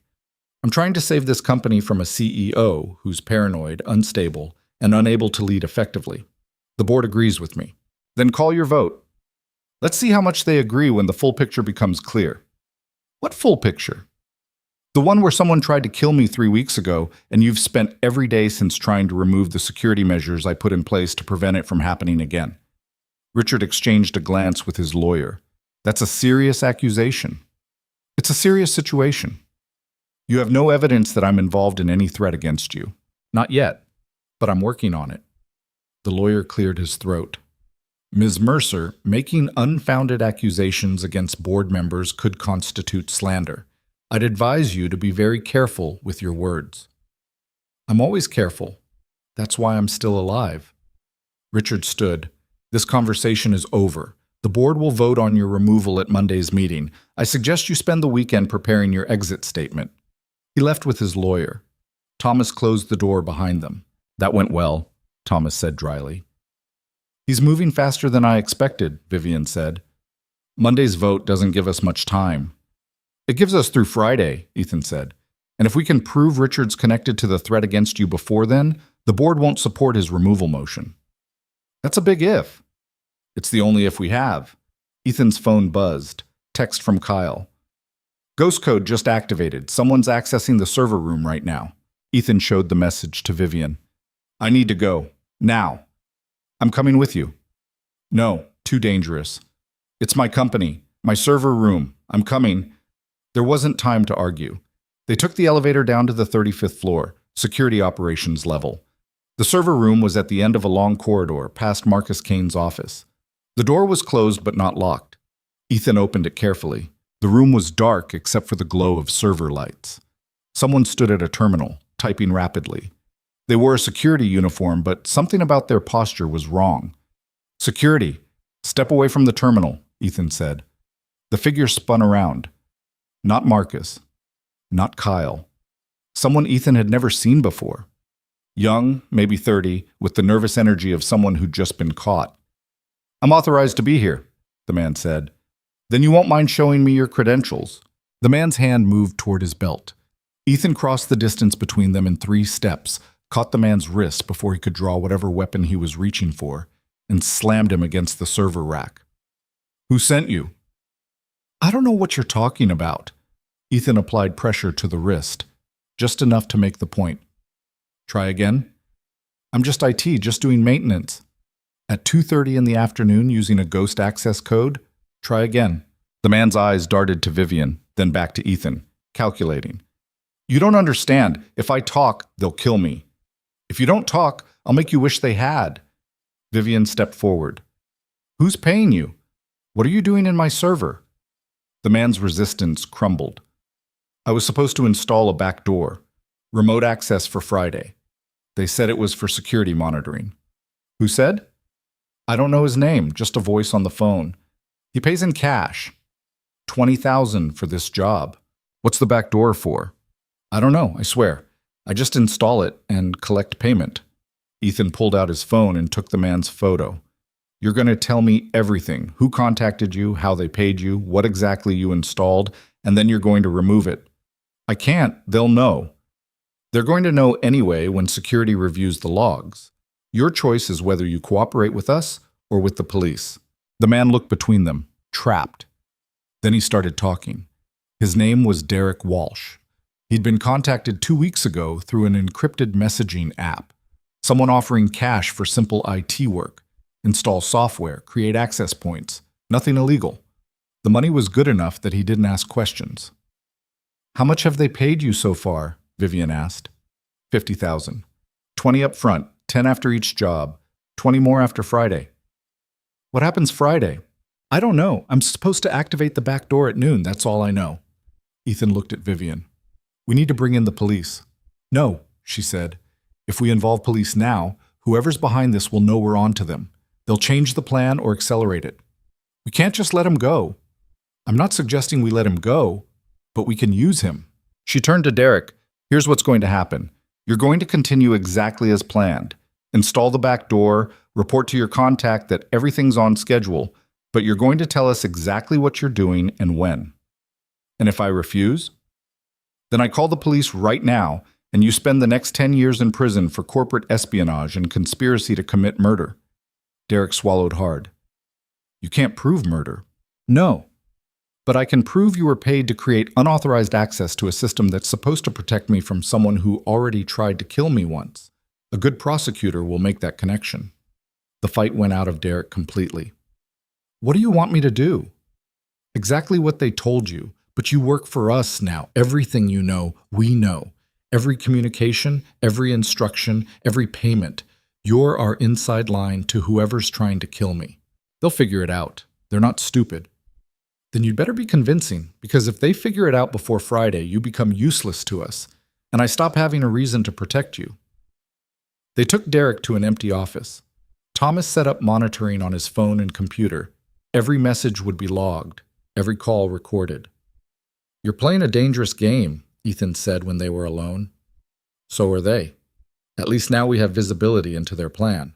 And a terrified IT contractor who might crack under pressure and warn them. He won't crack. He's more scared of prison than he is of them. Ethan's phone buzzed. Message from his contact. Package ready. Same location as discussed. It was 4 p.m., 2 hours until the drop. Ethan looked at Vivian. I need to go, meeting my source. What should I do about Derek? Keep him under watch. Thomas seems competent enough to handle it. And call Kyle. Tell him to monitor for any other ghost codes. If Derek's working for them, there might be others. Be careful. Always am. He left the building and headed for the drop location, an industrial area near the waterfront where nobody asked questions and security cameras were sparse. The same person as before waited by a rusted shipping container. Not Russian or Georgian. Armenian, maybe. Ethan had never asked and didn't care. You look stressed, the man said. Long week. About to get longer. He handed Ethan a USB drive. Everything I could find on Damien Crowe. And I mean everything. Financial records, business connections, phone logs from the last 6 months. How'd you get phone logs? You don't want to know. But here's the interesting part. 3 weeks ago, the day before someone tried to kill your client, Crowe made 17 calls to a number registered to a shell company in the Caymans. That shell company has one director listed, Marcus Kane. Ethan felt everything click into place. Marcus is working with Crowe. Looks that way. And 2 days ago, the same shell company received a wire transfer of $500,000 from a private equity firm. The same firm behind the merger Crowe was pushing. They're paying Marcus to arrange Vivian's death. That would be my guess, and if I had to bet, Friday's conference is when they make their move. Public setting, lots of confusion, easy to stage an accident or claim it was an external threat. Ethan transferred the payment. This stays between us. Always does. But Vale, be careful. People who move this kind of money don't stop just because you're in the way. They go through you. Let them try. He took the USB drive and headed back to Orionis Dynamics. The sun was setting, painting the city in shades of orange and red, beautiful and indifferent to the violence being planned in its towers. Ethan had the evidence now. Marcus Kane was dirty. Damien Crowe was the connection. And Richard Carver was likely coordinating everything from his position as CFO. The question was what to do with the information. Going public meant exposing Vivian's vulnerability. Keeping it quiet meant the threat continued. Either way, Friday was coming, and when it arrived, Ethan would be ready. Because the one thing he'd learned in all those classified years was that the best defense wasn't avoiding the fight. It was making sure you won it. Vivian was still in her office when Ethan returned, the USB drive feeling like it weighed 10 pounds in his pocket. The city had gone dark outside her windows, lights spreading across the skyline like a constellation that never slept. She looked up when he entered, exhaustion etched into every line of her face. Tell me you found something, she said. Ethan plugged the USB into her computer. Marcus Kane has been receiving payments from a shell company connected to Damien Crowe. $500,000 2 days ago. The same company that's funding the merger Richard's been pushing. Vivian stared at the screen as the financial records loaded. Her expression didn't change, but her hands gripped the edge of her desk hard enough that her knuckles went white. Marcus has been with me for 3 years, she said quietly. He saved my life, twice. Maybe he was building credibility, saving you from small threats so you'd trust him when the big one came. Or maybe Damien got to him recently, offered enough money to make betrayal worth it. Does it matter which? She looked at him. No, I suppose it doesn't. Ethan pulled up the phone records. 3 weeks ago, the day before the attempt, Marcus made 17 calls to Damien's number, then radio silence until 2 days ago when the payment came through. He's coordinating Friday's attack. That's my guess. And Derek's backdoor gives them remote access to the security systems. They can disable cameras, unlock doors, create blind spots. We need to confront Marcus. Now, bring in the police. If we do that, whoever else is involved disappears. Richard, Damien, the private equity firm, they all have lawyers and resources to bury this. Marcus takes the fall alone, and you're still in danger from people you can't identify. Then what do you suggest? We let Friday happen, but on our terms. Vivian stood and walked to the window. You want to use me as bait? I want to control the situation. Right now, they think they have the advantage. They think we don't know about Marcus or the back door or the plan. We let them believe that. We let them walk into a trap instead of us. And if something goes wrong, then I do what you hired me to do, keep you alive no matter what. She turned to face him. You're asking me to trust you with my life based on 3 days of knowing you. Yes. Why should I? Because everyone else has already failed you or betrayed you. I'm the only one who hasn't. The simplicity of it seemed to settle something for her. She nodded. Okay, what do we need to do? They spent the next 4 hours planning. Thomas joined them, bringing food. Nobody ate, and coffee that went cold while they worked. Kyle came up from IT with detailed schematics of the conference venue's network infrastructure. Even Margaret appeared at one point, dropping off Lily, who'd fallen asleep in her office. Ethan carried his daughter to Vivian's couch. She stirred but didn't wake, Mr. Hops still clutched in her arms. She's beautiful, Vivian said softly. She's the only thing that matters. Not the only thing, not anymore. Ethan looked at her. Something had shifted between them over the past 3 days. Something that went beyond employer and employee, beyond protector and protected. He couldn't name it and didn't try. Naming things gave them power, and right now they needed to focus on survival. By midnight, they had a plan. Risky, complicated, dependent on timing and luck. But it was the only shot they had. Derek activates the back door at noon like they instructed, Ethan said. But Kyle will already have isolated the network. The back door won't actually give them access. It'll feed them a loop of pre-recorded footage while we control the real systems. And when they realize it's not working, Thomas asked, they'll have to improvise, move to a backup plan. That's when they're vulnerable. When things don't go as expected, people make mistakes. What about Marcus? Vivian asked. He'll be running official security. We let him, but I'll be running parallel security he doesn't know about. When he creates an opening for the attack, I'll be there to close it. How many people do we need for this? As few as possible. You, me, Thomas, Kyle. Anyone else is a potential leak. Vivian looked at the 3 men who'd chosen to help her despite the risk. Why are you doing this? All of you. Kyle, you could lose your job. Thomas, you're putting your career on the line. Ethan, you could die. Kyle spoke first. Because it's the right thing to do. And because I'm tired of watching bad people win, because good people are too scared to fight back. Thomas adjusted his glasses.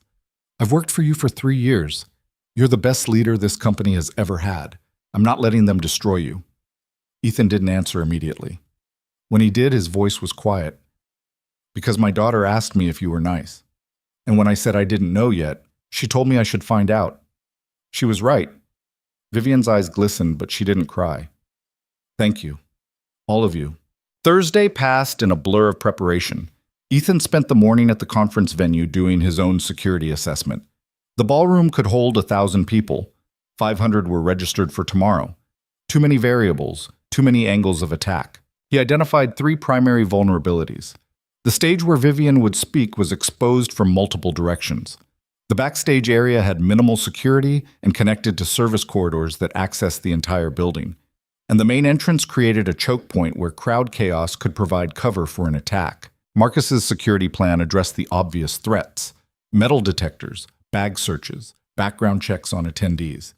But it left the backstage area vulnerable, almost deliberately vulnerable. That's where they'd strike. Ethan positioned his own people, 3 former military contractors he'd worked with years ago, people he trusted with his life. They'd operate as catering staff and maintenance workers, invisible until needed. Friday morning arrived cold and gray. Ethan woke at 5, made breakfast for Lily, and tried to act like this was a normal day. She saw through it immediately. You're scared, she said. Little bit. Is Ms. Mercer going to be okay? I'm going to make sure she is. What if you can't? The question hit harder than it should have. Then I'll have tried everything I could. Sometimes that's all we can do. That's not good enough. No, it's not, but it's the truth. He dropped Lily with Mrs. Chen, who'd agreed to watch her for the entire day. His daughter hugged him tighter than usual. Come back, Daddy. Always. At the venue by 7 a.m., Ethan did a final walkthrough. His contractors were in position. Kyle had set up his network monitoring station in a utility closet with a clear view of the server room. Thomas was coordinating from Vivian's office, ready to move if needed. Marcus arrived at 8 with his security team, 20 professionals, all competent, all loyal to Marcus. None of them knew their boss was planning to betray the woman they were supposed to protect. Ethan watched Marcus coordinate his people with practiced efficiency. The man was good at his job. That made him more dangerous, not less. At 9, Vivian arrived. She'd chosen a red suit, bold, impossible to miss, the opposite of someone trying to hide. When she saw Ethan, she gave him a slight nod. Ready. The conference began at 10. Attendees filtered through security, collected name badges, moved into the ballroom. Everything appeared normal. Just another corporate event where powerful people gathered to discuss money and strategy. Vivian circulated through the crowd, shaking hands, making small talk, playing her role perfectly.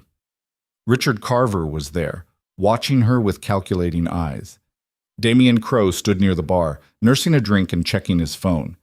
They were both waiting for something. At 11:30, Ethan's earpiece crackled, Kyle's voice tense. Derek just got a message. Activate the back door in 5 minutes.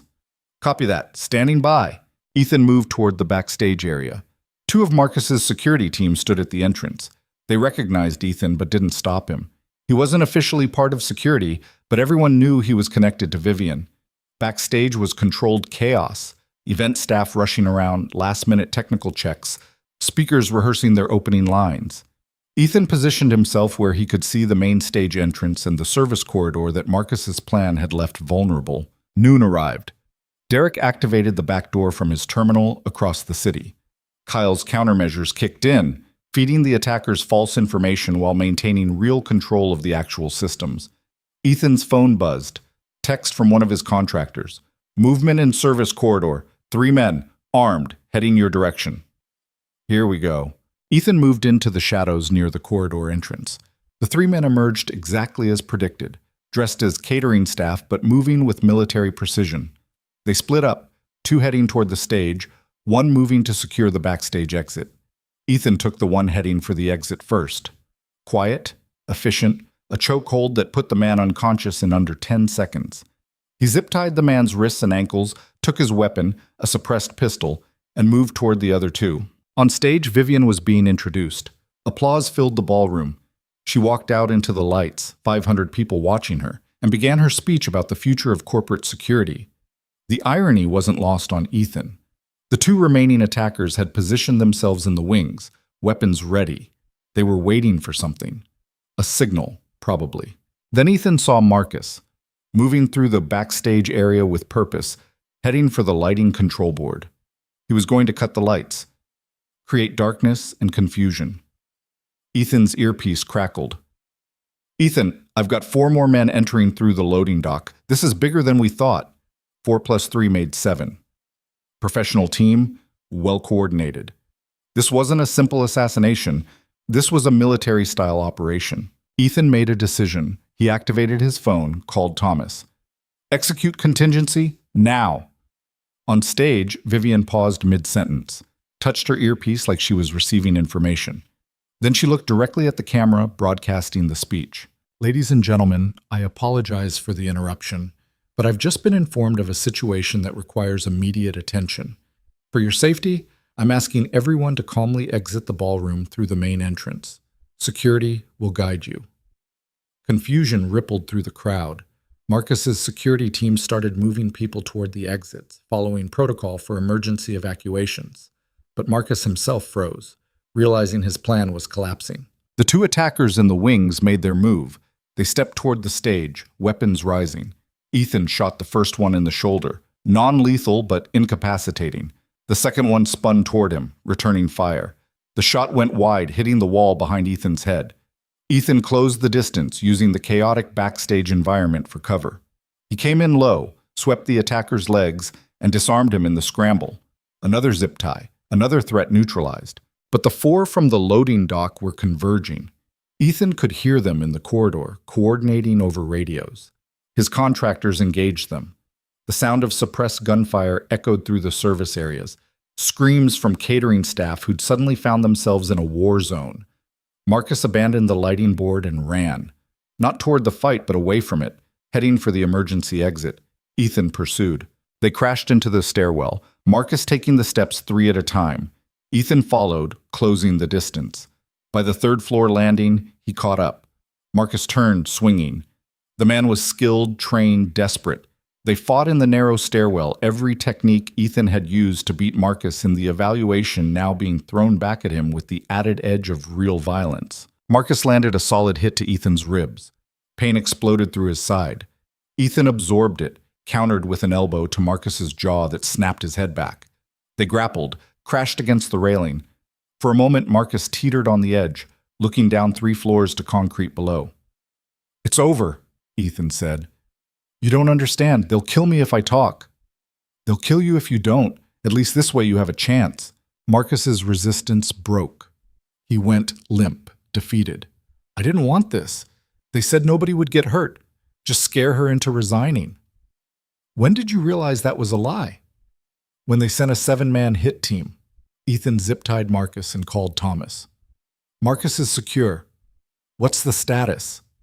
"Your contractors have 4 men in custody. 3 more escaped. Police are on scene. Vivian's safe." "And Damien Crowe?" "Gone. Disappeared the moment the evacuation started." Ethan cursed. The architect of the whole conspiracy had slipped away.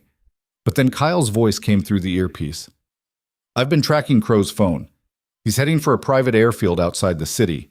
Probably has a plane waiting. Send me the location." Ethan left Marcus for the police and ran for his car. The airfield was 40 minutes away in normal traffic. He made it in 25, pushing the old sedan harder than it had been pushed in years. The airfield was small, mostly corporate jets and private charters. Ethan spotted Damien's SUV parked near a hangar. A small plane sat on the tarmac, engine already running. Damien was walking toward it with a briefcase and a carry-on bag, running but making it look like casual urgency. Ethan cut him off at the plane's stairs. "Going somewhere?" Damien turned, surprise flickering across his face before the smooth corporate mask reasserted itself. "Mr. Vale? This is private property. So was the conference venue. Didn't stop you from sending a hit team." "I have no idea what you're talking about." "Marcus Kane is in police custody. Derek Walsh is cooperating with investigators. Your shell company's financial records are being audited as we speak. You're done." Damien smiled. It was the smile of someone who'd spent a lifetime buying his way out of consequences. "I have excellent lawyers. Everything I've done is technically legal. Business transactions, perfectly legitimate. Conspiracy to commit murder isn't legitimate. Prove it. Prove I ordered anyone to harm Vivian Mercer." "You can't. Marcus made his own decisions. Derek was a contractor who exceeded his authority. I'm just an investor who believed in a merger." He was right. Everything had been carefully insulated. Payments through shell companies, instructions delivered through intermediaries. Damien's hands looked clean, even though they were covered in blood. "Here's what's going to happen," Ethan said. "You're going to stay in this country. You're going to cooperate with the investigation. And you're going to hope the evidence doesn't connect you directly to attempted murder." "Or what? You'll stop me. You're just a bodyguard." "No. I'm the man standing between you and that plane. And I've decided you're not getting on it." Damien's driver emerged from the SUV, large man, professional build, probably armed. He started walking toward them. Ethan didn't move, just stood there, between Damien and the plane, and waited. The driver got within 10 feet before police sirens cut through the air. 3 squad cars screamed onto the tarmac, followed by 2 unmarked sedans. Damien's expression finally cracked. "You called them." "Thomas called them. About 10 minutes ago. Gave them your location, the phone records, everything. You're not running, not today." Detectives emerged from the unmarked cars. Ethan recognized one, a woman he'd worked with years ago on a case he couldn't talk about. She saw him and nodded. "Mr. Crowe, we need you to come with us. We have questions about your involvement in today's incident." Damien's lawyer would probably get him out in hours. The evidence was circumstantial, the connections hard to prove. But it didn't matter. Because while Ethan had been chasing Damien, Thomas had done something smarter. He'd leaked everything to the press. By the time Ethan made it back to the city, the story was everywhere. Assassination attempt at corporate conference. Former board member implicated. CFO under investigation. The details were sketchy, but the damage was done. Orionis Dynamics stock was plummeting. The private equity firm had withdrawn their merger offer. Richard Carver had already announced his resignation, trying to distance himself from the scandal. And Vivian Mercer was alive. Ethan found her at the police station, giving her statement. She looked exhausted, but whole. When she saw him, something in her expression softened. "You're bleeding," she said. He looked down. His shirt was torn, blood seeping through from where Marcus had landed that hit to his ribs.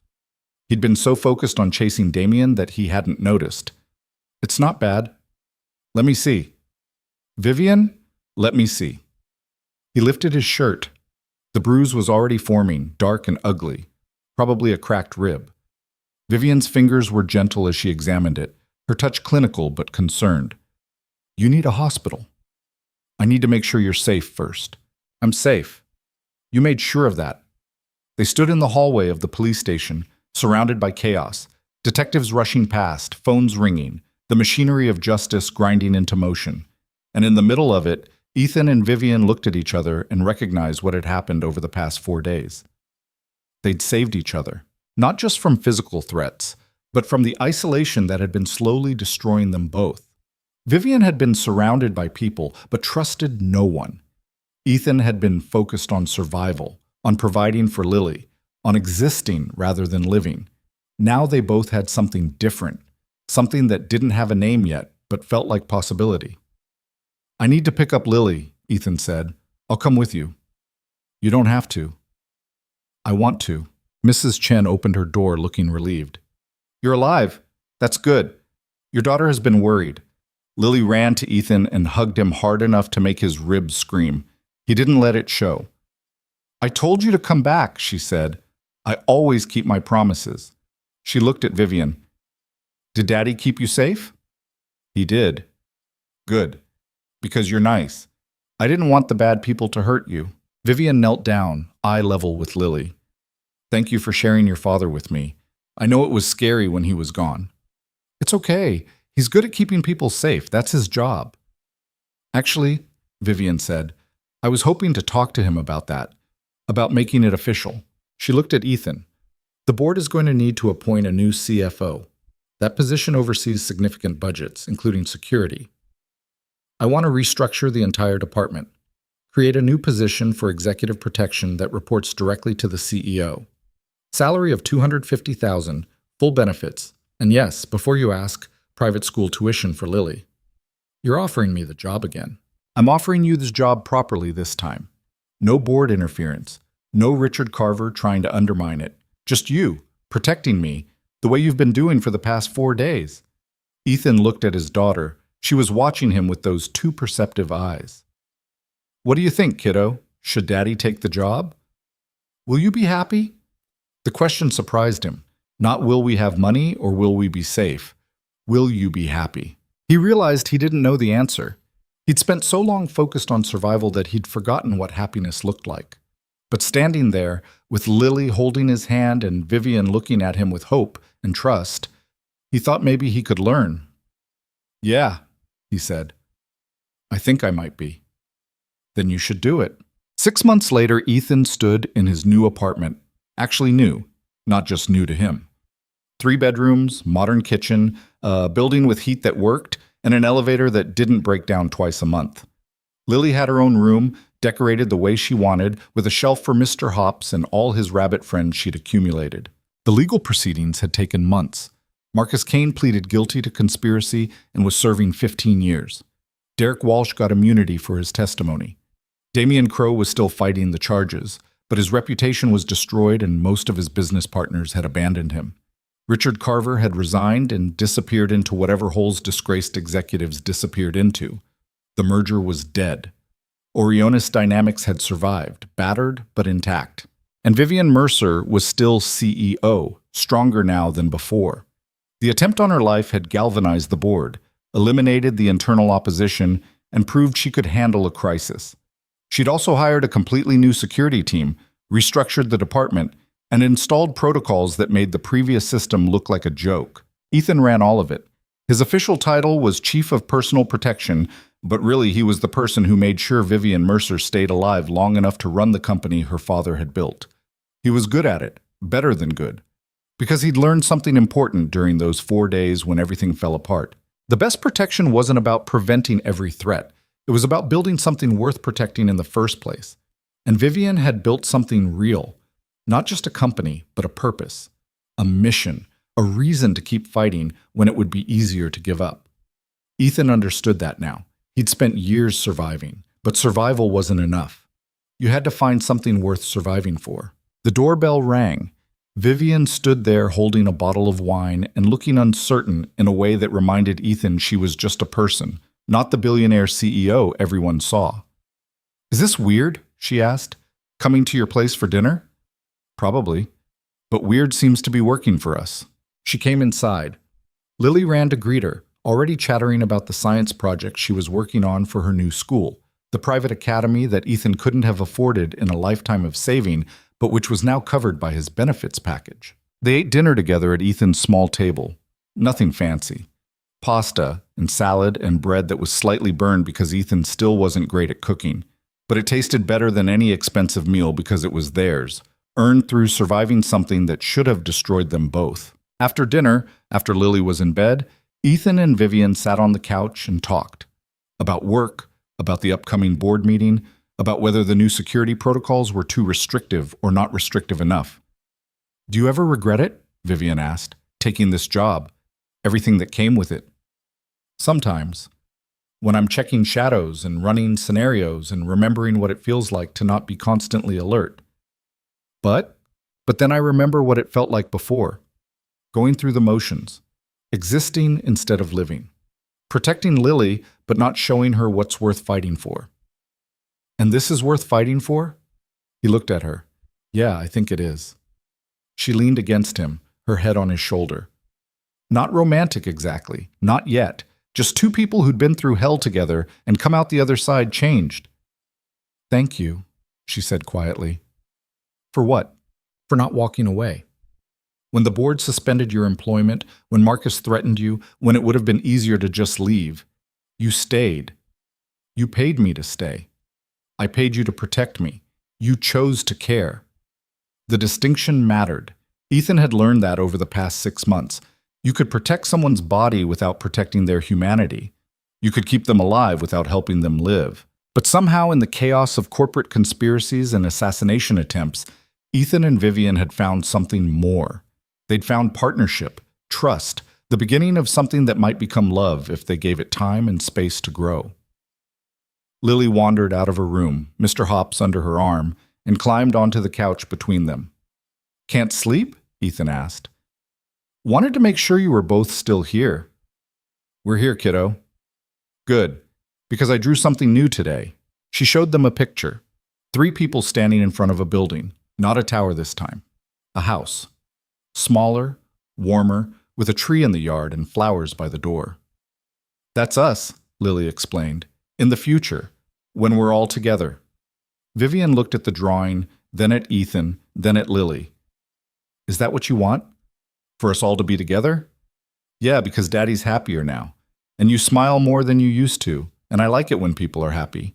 The wisdom of children, the way they saw past all the complications adults created and straight to the truth underneath." Ethan had spent years protecting people, had learned to read threats, anticipate danger, stay 3 steps ahead of violence. But his daughter had taught him something more important. Sometimes the greatest danger wasn't the bullet you saw coming, it was the life you never built because you were too busy surviving to live. Marcus Kane had been willing to betray everything for money. Richard Carver had been willing to destroy a company for power. Damian Crowe had been willing to kill for profit. But in the end, none of it had worked. Because they'd underestimated the one thing money and power couldn't buy. People who were willing to fight for something beyond themselves. Ethan looked at his daughter and the woman who'd hired him to keep her alive. They'd all saved each other in different ways. Lily had given Ethan a reason to risk everything. Vivian had given him a purpose beyond survival. And Ethan had given them both what they needed most. Someone who wouldn't walk away when things got hard. Outside, the city continued its endless motion. Deals being made, power being traded, the machinery of capitalism grinding forward. Somewhere in those towers, other people were probably plotting, scheming, looking for angles. Let them. Because Ethan had learned that the most important protection you could offer someone wasn't keeping them safe from danger. It was showing them that some things were worth the risk. And as he sat there with Lily between them and Vivian's hand finding his, Ethan realized that maybe, After years of just surviving, he'd finally found something worth living for. Not perfection, not safety, not the elimination of all threats, just the messy, complicated, beautiful possibility of building something real with people who mattered. That was enough. That was everything.